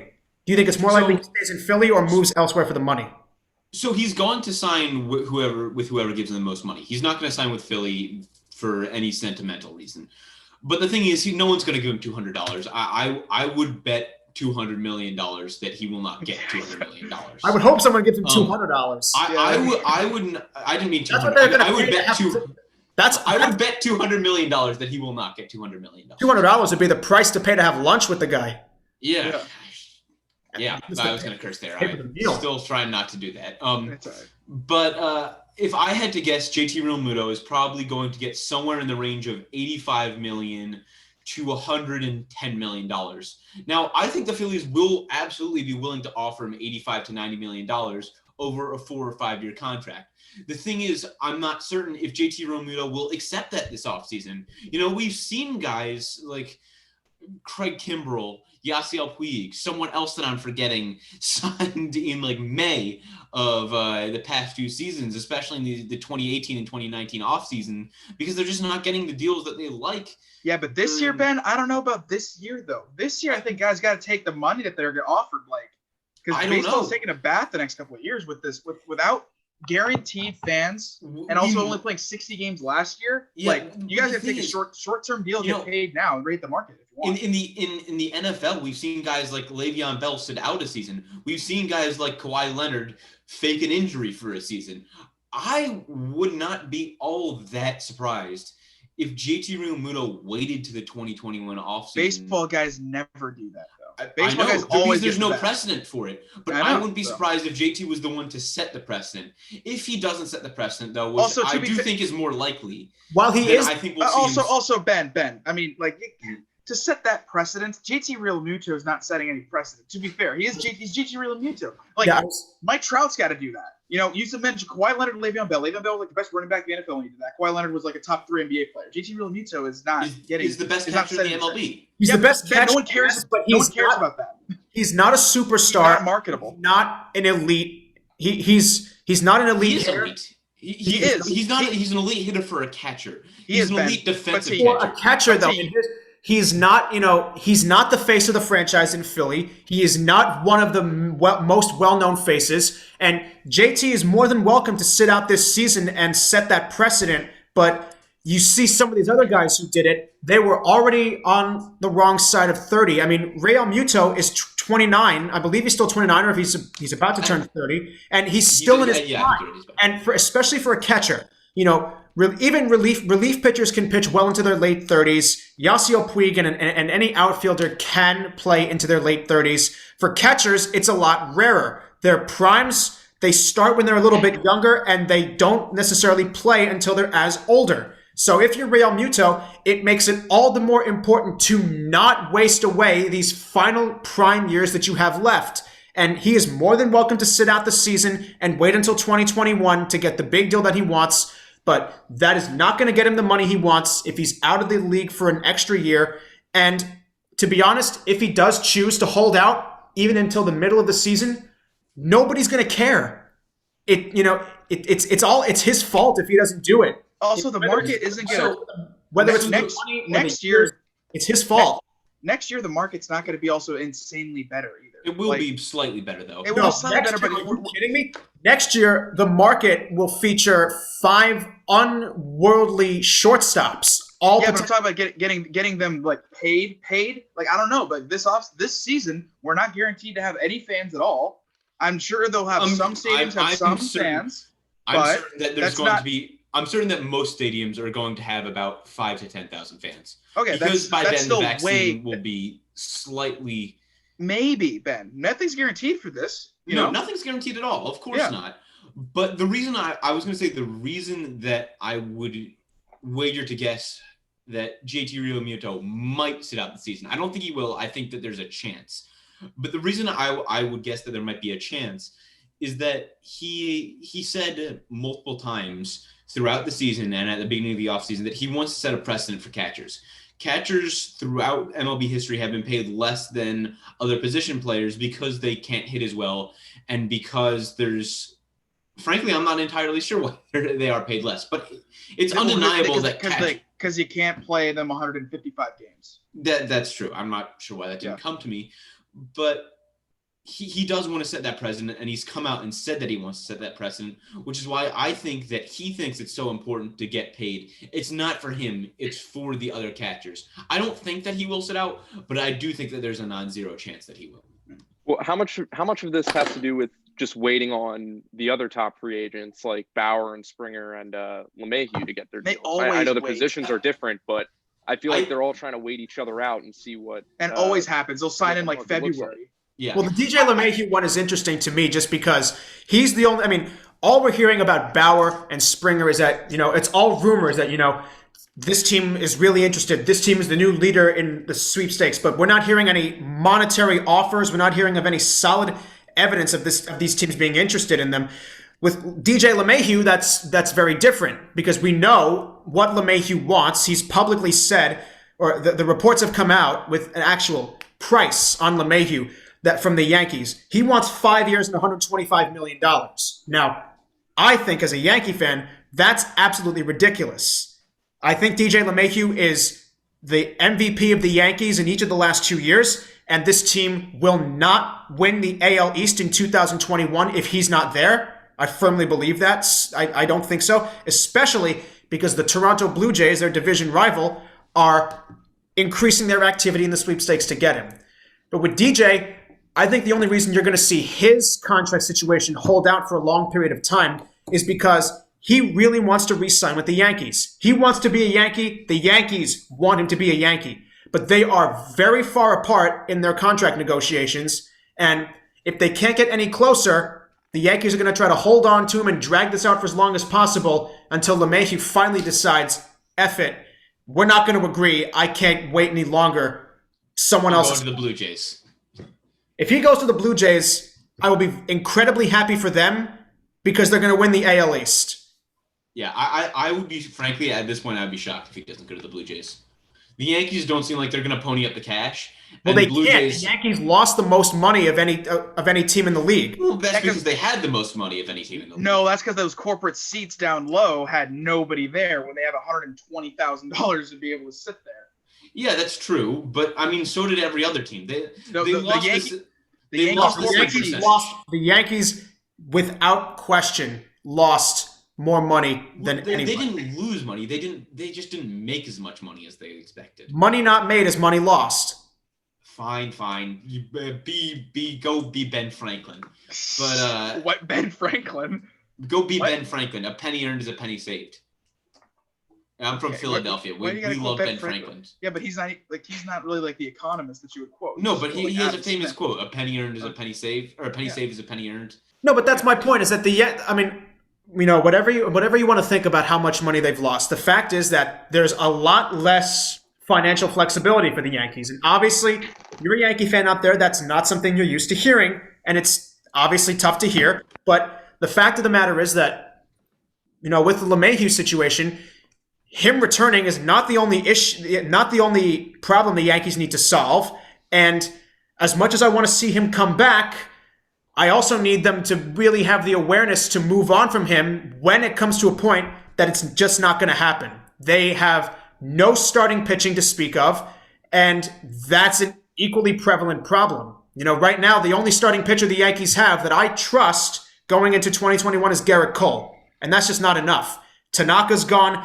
James Paxton, the walking hospital bill, is gone. And Luis Severino, who's long been forgotten about because he had Tommy John before 2020 started, he's not expected back at the very earliest, late May, early June. So they have nothing in that department. They need more starting pitching, and I'd much rather see them prioritize that than waste too much time chasing down DJ LeMahieu when they know fully well they won't get him.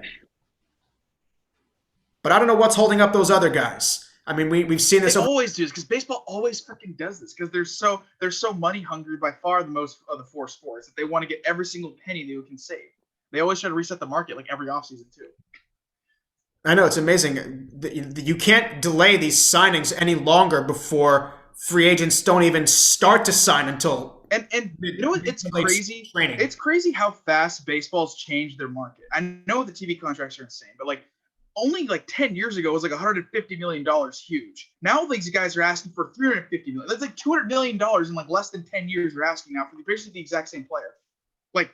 The sport can't really keep up with how much the players are asking for every single other offseason to get paid 10 times more than they were getting the year before. The sport can't keep up with this. There's got to be a breaking point at some point. Yeah, it's insane. I remember back in 2000, the 2011 offseason going into 2012. So November, December of 2011, when Albert Pujols signed the 10-year, $240 million contract with the Angels, every single person on earth was absolutely flabbergasted because you didn't see back then. You did not see 10-year deals get handed out very often. You pretty much never saw $200 million deals get handed out. I think at that point, the only other player who had gotten one was Alex Rodriguez, because Miguel Cabrera got his, I think, in 2013, and we've seen all the different guys get it since. But yeah, it's insane that, 8 years ago, $240 million was considered enormous. Now you have position players signing $360 million contracts. And yeah, if COVID didn't happen and Betts played a year either with the Red Sox or with the Dodgers, he would have got $380 million for 10 years. More. I think if more plays, yeah, honestly, probably more than that. I think if Mookie played a full year in 2020, if you take what he ended up doing with the Dodgers in 2020, if he does that over a full season with either he got over $400 million. He would get over $400 million. That's crazy. He's an elite hitter who hits for contact and power, takes a lot of walks, doesn't strike out a lot, good speed, and is a top 5 defensive outfielder who would be 27 years old at free agency. He might even get $500 million. That's what it's crazy how fast baseball's moving with this. They gotta honestly calm down with their market because every single year the audience gets older, and it wasn't helped this year without any ticket revenue. And also, it's not going to help again this year. Ben, again, their revenue is going to be hitting again because the NHL NBA playoffs are still going to be going through deeper into the summer than they normally do. That really hurts MLB's time to when they're having July and August with pretty much nothing else happening in sports, and fans are watching those games. It's not going to happen again this year. It's very true, and baseball is hurting, but it's not hurting to an extent that people think it is. Pre-COVID, revenue was actually way up. Fan interest was obviously also up because, of course, it is. Fan interest for all sports are up, not literally up as in percentage-wise, but as in up in age. But baseball ages are not trending up faster than the age of sports interests are trending up. I know, but the average World Series age in 19 was in the 60s for it. Well, it was what do you say? I missed that. The average age of the 2019 World Series viewer was in the 60s. Was it really? Really? Yeah, it was that high, guys. It was bad for this. Kids aren't gonna watch baseball because it takes so freaking long to play these games, and because they're always on too. Football has that same problem, but you don't see people talking about it because it's once a week, Ben, and it's violent. That's true, but football's age problem is almost as bad as baseball, but you don't see people talking about it. The narrative that baseball is dying is as old as baseball itself. You can look back in newspapers from the 1890s and see talk about how baseball is dying. For sure, but also baseball has been dying since the day it's been born. But it's going to need to find a niche audience, and it's going to need to focus in on that niche audience. I just wish that they just sped up games. Like, games should not be 3 hours when they play 6-7 times a week. NHL, NBA play half that, and they're 2 hours 20 minutes, 2 hours 30 minutes. I have one thing to add. I have one thing quickly to add, just to interject for 1 second. With MLB, we've seen them try to increase the pace of play with a whole bunch of different shenanigans. Now with the 3-batter minimum and, with trying to alleviate super lengthy extra inning games by putting the runner on second. I hope that neither of those rules last for too long. But with the NFL, there's not so much you can do to improve pace of play. Right now, the way the game is played and its design is close to perfect. And there's so little that you can change in the rules to make the game better and more exciting to watch. With MLB and with baseball, the more you start to change these rules and in these, so far, vain attempts to make the game faster, you're just going to start distorting what the game looks like. Yeah, and you're going to drive away those irreparable fans. And you're going to start changing the game in irreparable ways where the game that aren't actually fixing anything. So you're pissing off both. You're not going to get kids to watch. You weren't going to watch anyway. And you're also now going to piss off people that were going to stick with you in the first place. Exactly. Like I want to hear all three of your guys' thoughts on this one, because I hated this one rule more than anything else. I get why it was done, and I just hope it doesn't last anywhere beyond 2020. What did you guys think when they played 7-inning doubleheaders? Because I thought it was I thought it was horrible. I thought the only reason I know they did it because they had to, but a 7-inning game is not a Major League Baseball game. And the fact that they were prioritizing it, and some teams like the Marlins and the Cardinals had to play as many as 27-inning games, I hated it. It wasn't real baseball. I agree in theory that that's the worst one. But the thing is, at least it's selective. In a true 162 game Major League season, you'll see maybe 4 7-inning games a year. Some teams won't see any. In my opinion, everyone has it. Okay, first off, I should lead by the fact that everyone has a different least favorite rule. My least favorite rule is the extra inning one, because I like weird long extra inning games. I like seeing position players. Yeah, that's not the problem, baseball. That's not the issue. Yeah, it's that they play 4-hour 9-inning games. Yeah, the issue is not the outliers. The issue is the fact that exactly the 9-inning games are taking too long. And there's a simple rule to fix that, and that's a pitch clock and shorter ad breaks. They're not going to change shorter ad breaks, so make a pitch clock, and I guarantee you will slice at least 10 minutes off your average game time. The game needs to be like 2 hours and 30 minutes. The average 9 it's not. That's not going to happen though. Yeah, but it should. Unless it's 1953, we're not going to see a 2 hour and 20 minute average baseball game. We should get back to that. The goal should be the goal, but it's not. That's just not going to happen. That's not how baseball is played anymore. The goal should be to get back to what it was in 2007, when baseball was at its peak popularity. In 2007, average attendances were nearly 30,000 a game. In baseball, the average length of a game, I believe, was 2 hours and 58 minutes. Now it's only like 3 hours and 13 minutes. Hey Ben, what's changed in the world since 2007? Do you know what changed 2007? We got the iPhone 2007. Yeah. So again, the iPhone is always looking at you on the clock or when you're at the game. People are not paying attention to it because it's so slow. We need quicker time in between pitches. It's just not going to happen, because that's not how baseball today is all about the 3 true outcomes. And unless you change something drastic about the formula of the game, baseball's ruined themselves with this, because I don't really mind about the strikeouts. That's the only way. We've found the meta of the game, and managers and general managers and analytics departments have found the meta of the game. That's not what my issue with it is. My issue with it is how baseball is responding. They shouldn't go to block these front offices from finding out more about the game and finding loopholes and finding inefficiencies in the market. What they need to do is they need to add new loopholes for people to find, add new exploits. The game of baseball is great when the ball's in play. Their problem is there's so much time when the ball's not in play, and it gets so tedious over 162 games.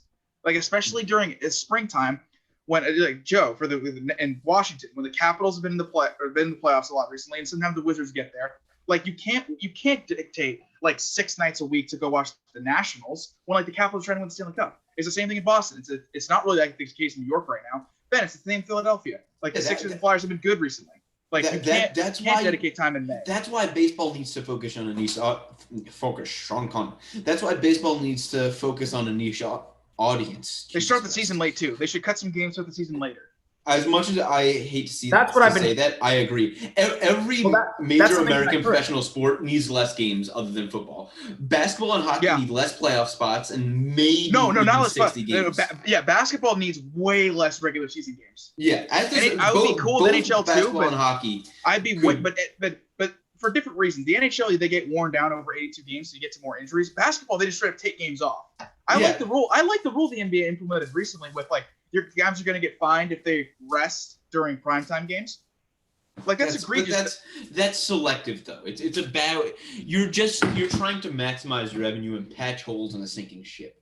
I know. What are they going to do? Do nothing? Like it's a joke. What they should do if they want to improve quality of play is slash the number of games in the season and slash playoff games. They should do that too. But that's not going to happen because money, Mr. They might slash games. Well, what I read in a report yesterday was that what they might be planning on doing, because they are anticipating or planning for not starting the season on time, was to start the season at Memorial Day, around Memorial Day, and cut it back to 154 games. Now, those two things. Wait, that's cool. That makes no sense. I know. I was about to say that. Makes no sense. The only way that could make sense is if they preserve 7-inning doubleheaders, which I don't want. I would be in support of pushing the start of the season back to Memorial Day, just because that's too long. That's 2 months is too much. Well, in that case, then okay. So you're in favor. You don't want 2 months of the season cut off. So how much should we cut off? That's the balance. I would say I would like to start out at 154 games, and I'd say from there move to 140. See, but taking 8, I know taking 8 games off adds in some much needed off days for these teams, so that these star players don't have to sit out as many games. But dropping it 8 games is probably going to have a negligible impact on, of course, it'll be enough. Quality of the fan base's pace of play. You need to make drastic changes to the game and drastic changes to how it's played in order to reverse the course that the league has been going down for 10 years. And I just don't any way for that to happen. I agree, but that's not going to happen in the span of a year. You need to get gradual change before you can, make. You need to move a pebble before you can move a mountain. I don't know. We moved a mountain last year with it. Yeah, I think people look. That was because of COVID. That was. Yeah, I know. So that's the excuse to go forward with it then. It won't be that much of a change. I don't think you would be able to convince anyone to cut 2 months off the season. That's too much ad revenue that they're going to lose. I think you have to start by cutting 8 games off, showing them that it's not going to be the owners and the companies, that it's not going to be that big of a deal, and then you can move to 140. That's not going to change anything, though. 8 games is going to change anything. 8 games is not going to change anything, but 22 games will, and eight games is a stepping stone to get to 22 Oh my gosh, games. they're stepping stones. This is the same sport that still argues about the DH. But you're never going to convince anyone to take. I know it's like a whole problem. The NFL changes rules. The NFL changed like 3 rules every offseason. MLB's changed like 3 rules in like 1 year after like 40 years without any rule changes, and they got all annoyed by it. But now is the time for this stuff. Now is the time to strike. The iron is hot. The collective bargaining agreement is set to be renewed after this coming season. And it is expected to be incredibly tense, contested negotiations between the two sides. There's no question about it. And there's got to be plenty of debate going on between both sides and everywhere that you talk about sports, with what both sides are going to want to argue for that needs to be added or taken away, changed or not changed. It's going to be really interesting to see if these... Because we saw with COVID in the spring months that these two teams had so much animosity and were so at each other's throats with how to pay the players that I don't know if they're ever going to be able to have, really solid, sound relations again.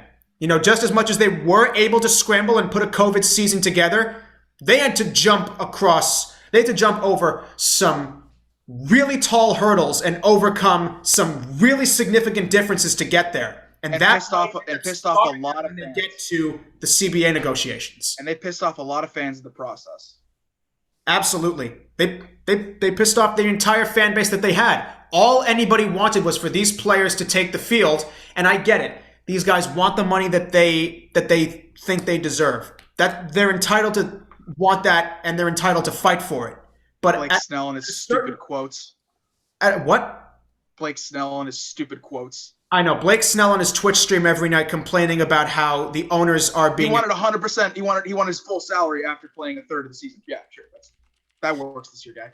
Listen, there's a lot going on in Major League Baseball in the sense that, a lot of people say things need to change, and the question just is, which direction do you want to take things?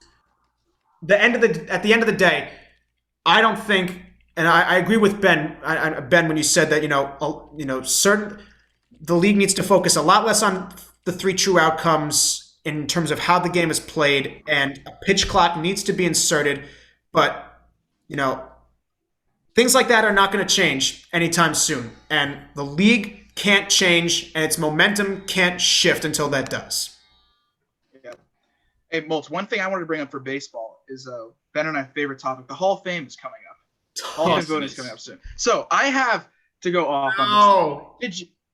I'm not even going to bring up Schilling until it does this comparison. Did you guys we don't need to rehash Schilling just. No, yeah, we've already know we were save that for January. Did you guys see the Omar Vizquel story like a week or so ago?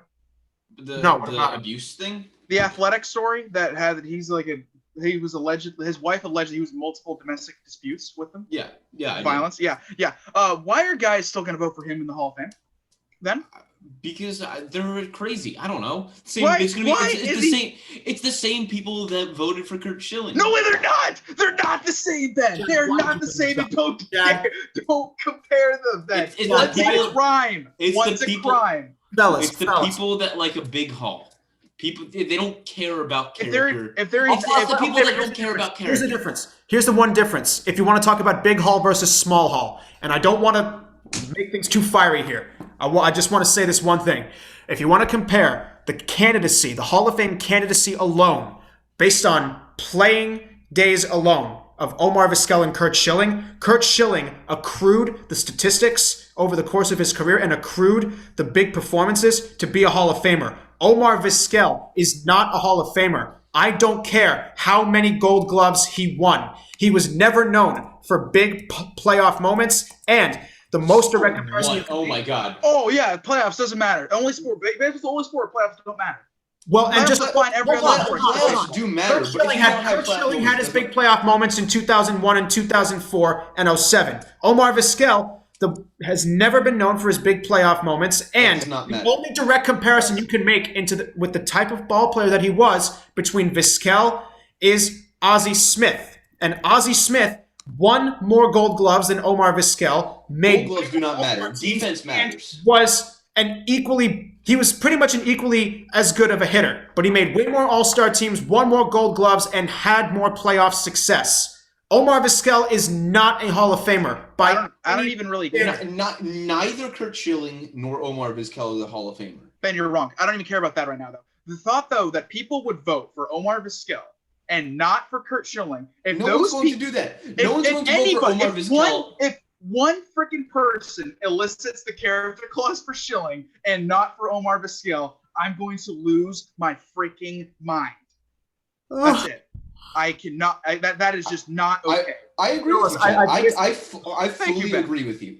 Thank you. But I mean, Hall of Fame voters, they're crazy. People didn't vote for Babe Ruth. Granted, there's a whole different reason for that. People have already they're inept. People have already started posting pictures of their ballots that have zero names checked off. And I actually agree with that. Other than Barry Bonds and Roger Clemens, I'm not sure I'd vote. Okay, but then there should be 2 names checked off, not 0.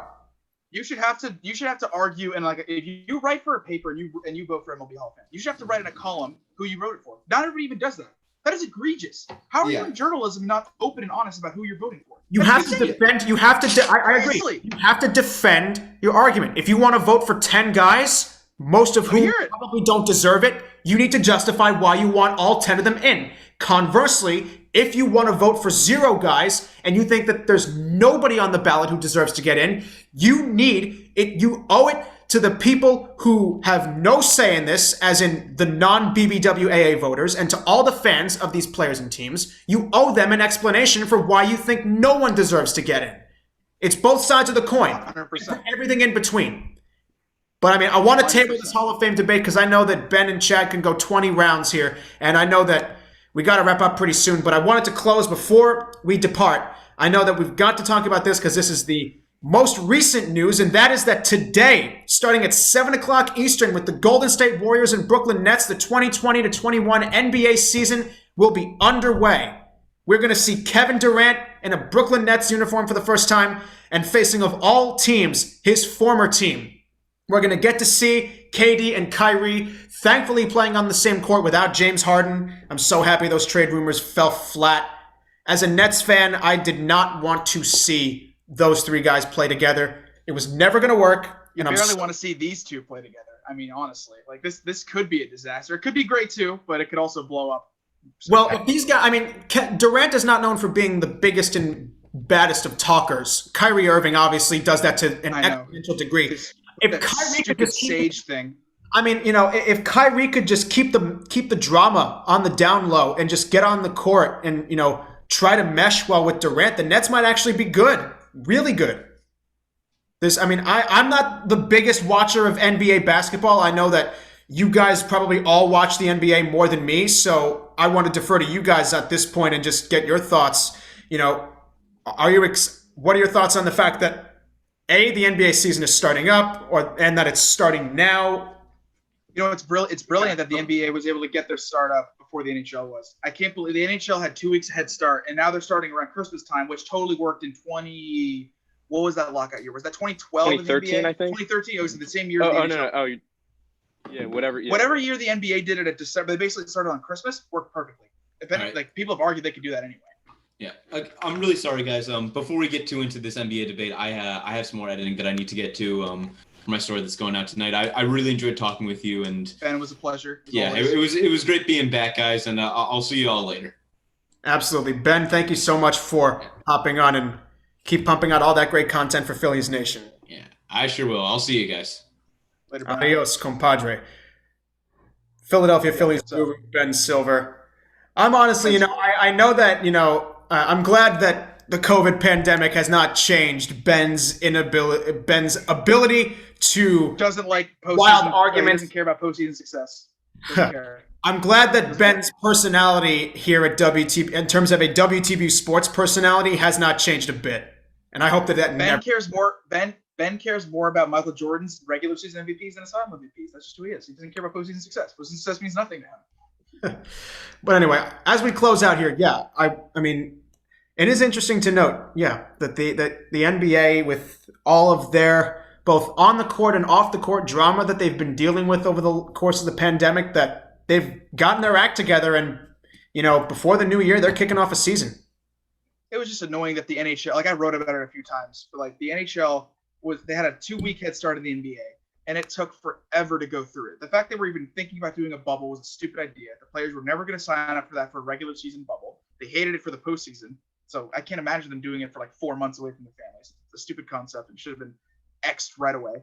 But overall, it's good that both leagues will be back soon. The NHL got kind of screwed with their season starting in between the wild card divisional round and the playoffs. Like their ratings are going to take a hit in January, as well as the NBA will now be able to set their schedule for a couple weeks before the playoffs start. Well, I think in terms of their ratings taking a hit, I feel like just with football being such a dominant sport fan-wise, I feel like for NBA and NHL, for the casual fans, they're not really going to start paying attention until around this time anyway.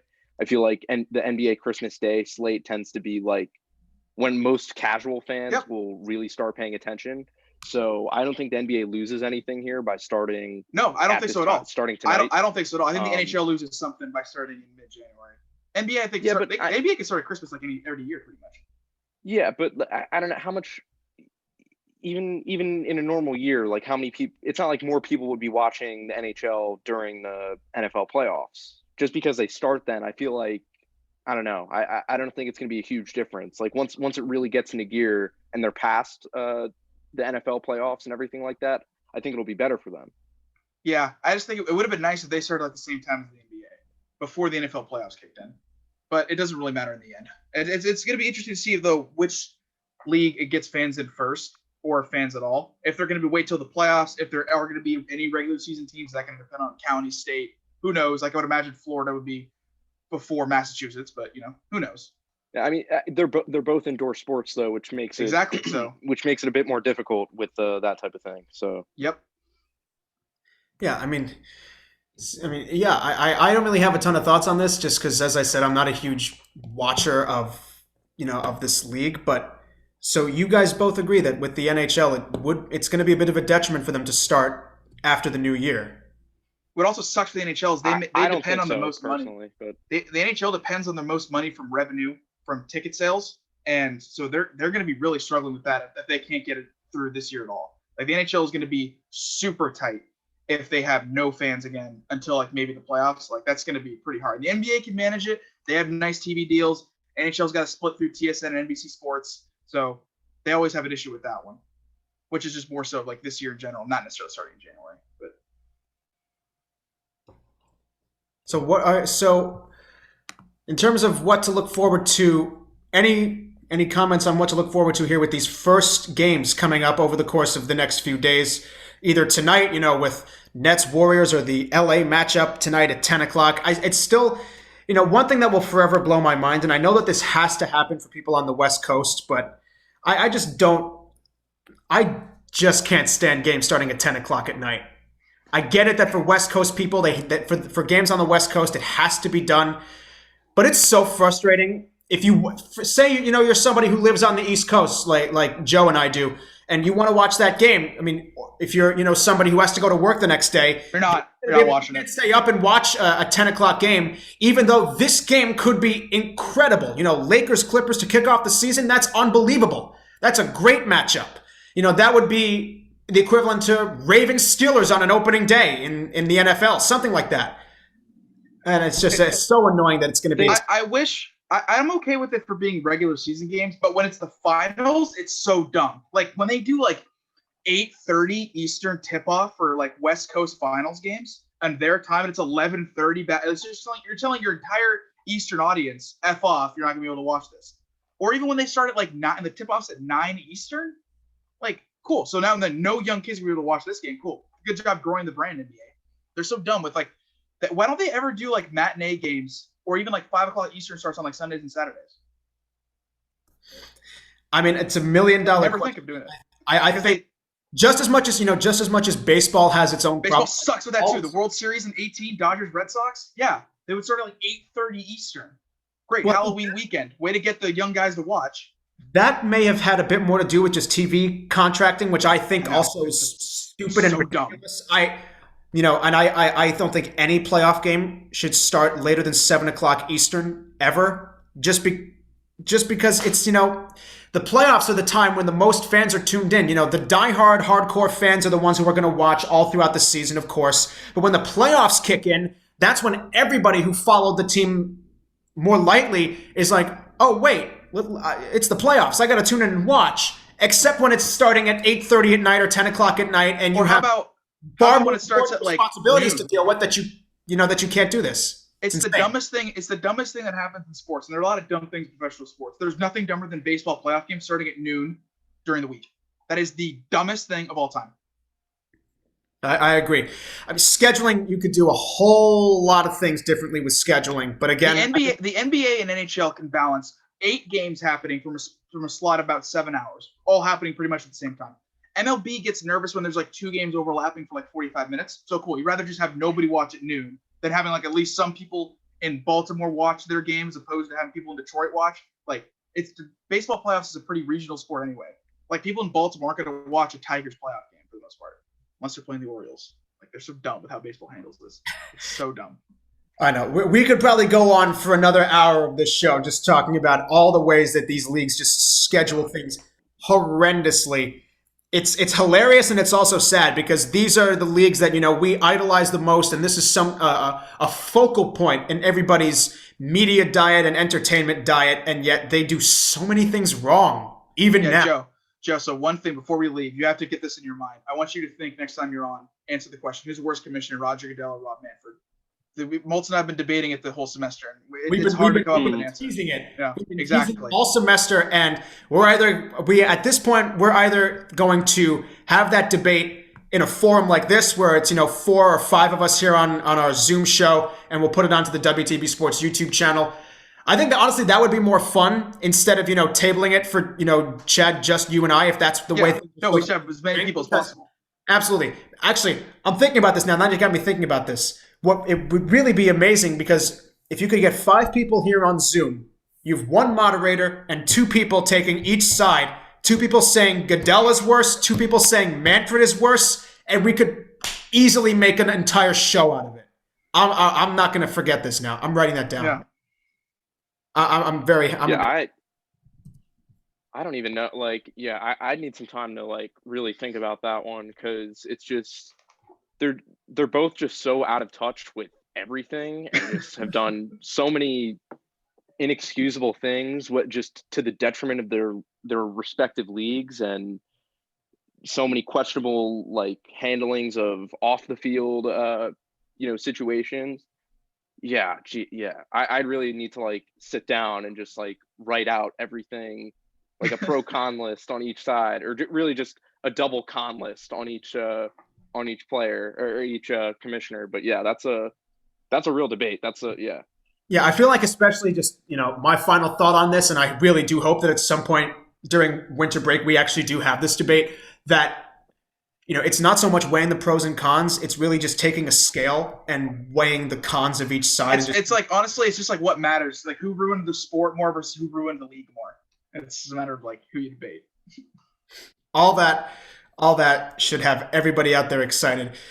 Well, that's going to do it for us here on this first of hopefully at least a couple more winter break off-season WTBU sports shows. And I'm so happy that we were able to get 4 of us here together to do this. I had a blast. I've always missed doing these shows, and I'm hoping that, you know, now we're back to doing it on Zoom with multiple people. I'm hoping that at some point in the near future, definitely fall 2021, but maybe dare to dream sometime in spring 2021, we can have more than 2 people in person for a show. But until then, for Ben Silver, who had to leave a little bit early, Chad Jones, Joe Pohoryles, my name is Daniel Multz, and thank you all very much for listening, and we hope to talk to you again soon. So long.